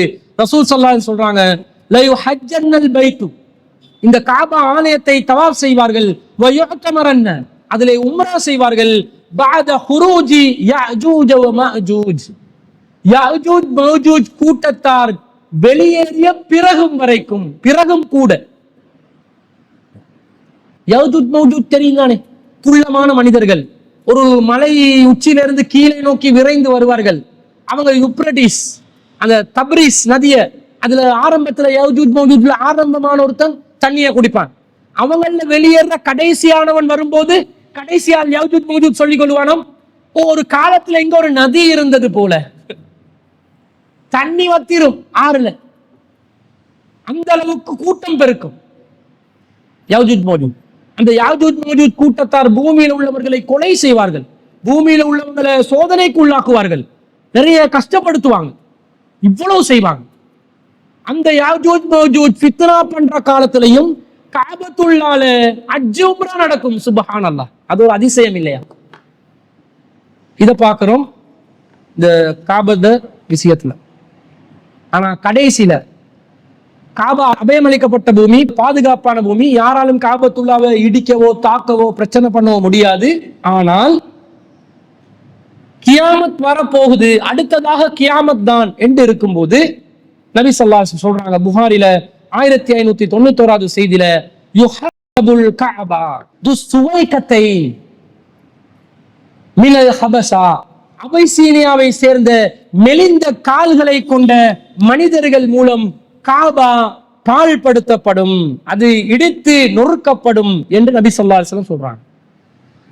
இடிச்சு நொறுக்கிறதுக்காக வருவாங்க, கல்லா இப்படி கலட்டுவாங்க. நபி ஸல்லல்லாஹு அலைஹி வஸல்லம் சொன்னாங்க, கஅன்னி பிஹி அஸ்வத, நான் அதை பார்ப்பதாக இருக்கிறது, கருப்பு இனத்தவர்களை சேர்ந்தவர்கள், அஃஹஜ யக்லஉஹா ஹஜ்ரன் ஹஜ்ரா, காபால ஒவ்வொரு கல்லாக பிடுங்கி எடுப்பதை, கருப்பு இனத்தவர்களால் பிடுங்கி எடுக்கப்படுவதை நான் இப்போது பார்ப்பதை போன்று இருக்கிறது நபி ஸல்லல்லாஹு அலைஹி வஸல்லம் சொல்றாங்க. இது புகாரில 1595 செய்தியாக நாங்க பார்க்கிறோம். அப்ப கடைசி நேரத்தில் இப்படி நடக்கும்போது அல்லாஹ் என்ன செய்வானா, இவன் கையால காபா நாசமாக தேவையில்ல. காபா இருக்கிறதே என்னத்துக்கு? முஸ்லிம்கள் வணங்குறதுக்காக. அல்லாஹ்வை வணங்குறதுக்குரிய நிலைமையை இல்லாமகிற மாதிரி வரும்போது அல்லாஹ் காபத்துல்லாவை பூமியில என்ன செய்வான், புதைக்க செய்து விடுவான். காபத்துல்லா பூமிக்குள்ள போயிட்டு, அதுக்கு பிறகுதான் கியாமத் வந்துடும், உலகம் அழிந்துவிடும். இவ்வளவு காபா சம்பந்தப்பட்ட செய்திகள் இருக்குது, நாங்க தெரிஞ்சு கொள்ள வேண்டியது. இதெல்லாம் சொல்லிட்டு நபி ஸல்லல்லாஹு அலைஹி வஸல்லம் கடைசியா சொல்றாங்க, இந்த காபாவை அடிப்படையாக வச்சு ஒரு முக்கியமான செய்தியை சொல்றாங்க பாருங்க. ரசூலுல்லாஹ் ஹஜ்ஜத்துல் விதால மினால வச்சு ஒரு உரையை நிகழ்த்துறாங்க. அத்தத்ரூன ஐய யௌமின் ஹாதா, இது எந்த நாள் என்று உங்களுக்கு எல்லாருக்கும் தெரியுமா கேட்கிறாங்க. எல்லாருக்கும் தெரியும் தானே, அது யௌமுன் நஹர் தான். ஆனா சாபாக்கள் பாக்குறாங்க, ரசூலா புதுசா கேட்கிறாங்க, என்ன சரி சொல்ல போறாங்களோ தெரியாண்டு. காலுல்லாஹு வ ரசூலுஹு அலம், அல்லாஹ்வும் அல்லாஹ்வுடைய தூதருமே நன்கு அறிந்தவர்கள், எங்களுக்கு தெரியாது, நீங்க என்னமோ சொல்ல போறீங்க எனக்கு தெரியாது. ஃபஇன்ன ஹாதா யௌமுன் ஹராம், இது புனிதமான நாள் இல்லையா ரசூலா கேட்கிறாங்க. அப்ப சாபாக்கள் ஆமான்றாங்க. அஃப தத்ரூன ஐயு பலதின் ஹாதா, இது எந்த ஊர் என்று உங்களுக்கு தெரியுமா? சாபாக்கள் காலுல்லாஹு வ ரசூலுஹு அலம், அல்லாஹ்வுக்கும் ரசூலுக்குமே தெரியும். ரசூலா கேட்கிறாங்க, சொல்றாங்க பலதுன் ஹராமுன், இது தூய்மையான நகரம் இல்லையா என்று கேட்கிறாங்க. அப்ப திரும்ப கேட்கிறாங்க அஃப தத்ரூன ஐயு ஷஹ்ரின் ஹாதா, இது எந்த மாதம் என்று உங்களுக்கு தெரியுமா என்று கேட்கிறாங்க. அப்ப சாபாக்கள் அல்லாஹ்வுக்கும் ரசூலுக்குமே தெரியும், ஷஹ்ருன் ஹராம், இது புனிதமான மாதம் இல்லையா? துல்ஹஜ் மாதம் புனிதமான ஒரு மாதம், அது புனிதமான மாதம் இல்லையான்னு கேட்கிறாங்க. அப்ப ஆமா புனிதமான மாதம் என்று சொன்னோன்னே ரசூலா சொல்றாங்க ஃபஇன்னல்லாஹ ஹர்ரம அலைக்கும் திமாஅக்கும், அல்லாஹ் உங்கள் ஒவ்வொருவருடைய இரத்தத்தை புனிதமாக்கி இருக்கிறான். எங்கட இரத்தமும் புனிதம், அடுத்தவருடைய இரத்தமும் புனிதம். வஅம்வாலக்கும், பொருளாதாரமும் புனிதம், எது சொத்து செல்வங்கள் அதுவும் புனிதம். வஅராலக்கும், உங்களுடைய மானங்களும் புனிதம். 3 புனிதம் சொல்றாங்க. உங்களோட உயிர் புனிதம், ரத்தம் புனிதம், ரத்தம் தான் உயிர், உயிர் புனிதம், செல்வம் புனிதம், மானம் புனிதம். கஹுர்மதி யௌமிக்கும் ஹாதா ஃபீ ஷஹ்ரிக்கும் ஹாதா ஃபீ பலதிக்கும் ஹாதா, இந்த மாதம் எப்படி புனிதமோ, இந்த நகரம் எப்படி புனிதமோ, இந்த நாள் எப்படி புனிதமோ, அதே போன்று அதற்கு நிகராக உங்கள் ஒவ்வொருவருடைய உயிரும் மானமும் உடமையும் புனிதமானது என்று நபி ஸல்லல்லாஹு அலைஹி வஸல்லம் சொல்ற செய்தியை நாங்க புகாரியில 1742வது செய்தியா பார்க்கிறோம். என்ன அர்த்தம்? இவ்வளோ புனிதங்கள் அல்லாஹ் காபாக்கு ஏற்படுத்தி, அதை நாங்க நம்பி, அதுக்கு ஆசை வச்சு, அதை தொழுகிறதுக்காக நாங்க எதிர்பார்த்து ஹஜ்ஜி செஞ்சு உம்ரா செஞ்சு, அல்லாஹ் அதுக்கு வாய்ப்பு தந்தா இன்னும் இன்னும் பல இபாதத்துகள் எல்லாம் அங்க செஞ்சு என்னத்தை பண்ணியும் வேலை இல்ல. இங்க ஒரு மனுஷன் ரத்தத்தை நாங்க ஓட்டினோம் வேண்டாம், உயிரை வீணாக நாங்கள் பறித்தோம் என்றால், இங்க ஒரு மனுஷன் சொத்தை நாங்கள் அபகரித்தோம் என்றால், இங்க ஒரு மனிதனுடைய மானத்தை நாங்க வாங்கினோம் என்றால், காபாவை நாங்க மதித்தவர்களே அல்ல. காபாட புனிதம், ஹஜ்ஜின் புனிதம், அந்த நகர் மக்காவின் புனிதம் ஒவ்வொருவருடைய சொத்துக்கும் உயிருக்கும் மானத்துக்கும் இருக்குதுன்றதை நினைச்சு நாங்க வாழணும். சும்மா வாய்க்கு வந்தமாய் உருபலாய் பேசுறோம் என்ற பேர்ல அடுத்தவங்க மானத்தை கழுவி கழுவி ரீல்ஸ போட்டு கழுவி கழுவி இருக்கக்கூடாது. அவன் அப்படித்தான் வா, கொஞ்சம் சரியில்லை, நல்ல புள்ளத்தான், கொஞ்சம் வாய் சரியில்லைன்னு ஸ்டார்ட் பண்ணுவான். அதோட ஒருத்தி இழுத்து கொண்டே போவான். வாயா, ஓ அவட வாய் ஒரு போக்கு வாய், மாளிகாவத்தக்காரி, அப்படித்தான் பஜாரி, அடிச்சுக்குள்ள வருவா, சரியில்லை, ஒழுக்கம் இல்லை, இப்படித்தான் இன்றைக்கு இப்படி பேசினான்னு ஸ்டார்ட் ஆகும். அதுதான் இப்ப பொம்புளையெல்லாம் கூட ஊர்மலை பேசுறேன். ஆம்புலையில இப்ப ஆம்புலையில தான் நிறைய ரிங்ஸை போட்டு கழுவுற, டைட் போட்டு கழுவுற ஆம்புலையில தான் நிறைய இப்ப ஊர்மலை. யார சரி பத்தி பேச ஸ்டார்ட் பண்ணி 4 பேர் இப்ப ஒரு சந்தில 4 பேர் இப்ப 4 பேருக்கு தெரியறதுக்கு நல்ல வாழணும் பேசுவாங்க தானே. அந்த 4 பேர் இப்ப ஒவ்வொரு டீ கடையில இப்ப நியூஸ் பேப்பர் எல்லாம் பாக்குறல, இப்ப எல்லாம் பேஸ்புக்ல நியூஸ் எல்லாம் வருது, டிக்டாக்ல, பேஸ்புக்ல, சோசியல் மீடியால, இன்ஸ்டால வரதுனால இப்ப பேப்பர் வாசிக்கிறதும் இல்லை. அந்த சோசியல் மீடியாவை பார்த்து பார்த்து 4 பேர் கழுவான் பாருங்க பலாய. அரசியலை ஸ்டார்ட் பண்ணி ஸ்ரீலங்கா பொருளாதாரத்தை கட்டி எழுப்பி ஸ்ரீலங்கா அபிவிருத்தி செய்யற நாடளவுக்கு ஐடியா கொடுப்பாங்க. குடும்பத்தோடு தான் ரன் பண்ண தெரியாது. இந்த ஊர்பலாய் நிறைய பேசுறோம். அடுத்தவங்க சொத்தை அபகரிக்கிறதுக்காக பிளான் போடுவாங்க. எப்படி டீல் எடுக்கலாம், எப்படி எடுக்கலாம், அவன் சொத்தை அவனுக்கு புனிதம், எனக்கு எடுக்கிறது ஹராம். ஹராம் என்றா தடுக்கப்பட்டது தானே, ஹராம் என்றா எனது புனிதம் தானே, அதான் சொல்றாங்க. அடுத்தவன் சொத்து உங்களுக்கு ஹராம், அடுத்தவன் உயிர் உங்களுக்கு ஹராம். நீங்க எப்படி அதை யூஸ் பண்ணுவீங்க? ஹராம், ரத்தம் ஹராம், மானம் ஹராம். யாராவது ஒருத்தர் பலாய் பேச வந்தா மார்க்கம் சம்பந்தப்பட்ட ஒன்றான்னு பாருங்க. மார்க்கம் சம்பந்தப்பட்ட ஒன்றா மார்க்க ரீதியாக தேவைப்படுது பேசுறது இல்லாம சும்மா அவன் ஆள் சரியில்லை, மூஞ்சி ஒரே தூக்கி வச்சு கொண்டிருப்பான். ஆக்களோட பல இது மார்க்கம் இல்லை. நான் கொஞ்சம் போயிட்டு வாரேன், ஒரு நினைக்கவான கொஞ்சம் போயிட்டு வார். இது வந்து ஈமாண்ட தாழ்ந்த நிலை, ஒரு இடைய புறக்கணிச்சு போறது. ஈமாண்ட உறுதியான நிலை என்ன தெரியுமா? நாங்க அடுத்தவங்க பலாய் கழுவாம இருப்போமையா, மார்க்கம் அதை தடுத்து இருக்குது. காபாட புனிதத்துக்கு நிகரானதையா, கவனமா இருக்கணும். மனசோடச்சா காபா உடைச்சமாயிடுவாங்க, அது எங்கால எடுத்தாங்களோ தெரியாது. அதீஸ் மனசோடைக்கவனும் காபாவை இடிச்சமாய் பாவம் வரும். அதுக்கு அதீஸ் நான் தெரிஞ்ச அளவுக்கு கேட்டதும் இல்லை, பார்த்ததும் இல்லை. ஆனா மானத்தை வாங்கினா காபாட புனிதத்தை பாதிச்ச கெடுத்த பாவம் வரும். அடுத்தவன மானம் காபாட மானம். காபாட மானத்தை இல்லாம விரும்புவோமா? அப்ப அடுத்தவங்களோட மானத்தையும் பாதுகாக்கணும், சொத்தையும் பாதுகாக்கணும், அடுத்தவங்களோட உயிரையும் பாதுகாக்கணும் என்றது காபா வரலாறுல நாங்கள் கிடைக்கக்கூடிய படிப்பினையாக பெற்றுக்கொள்வோம். வாஹிர் தாவானா அல்ஹம்துலில்லாஹ்.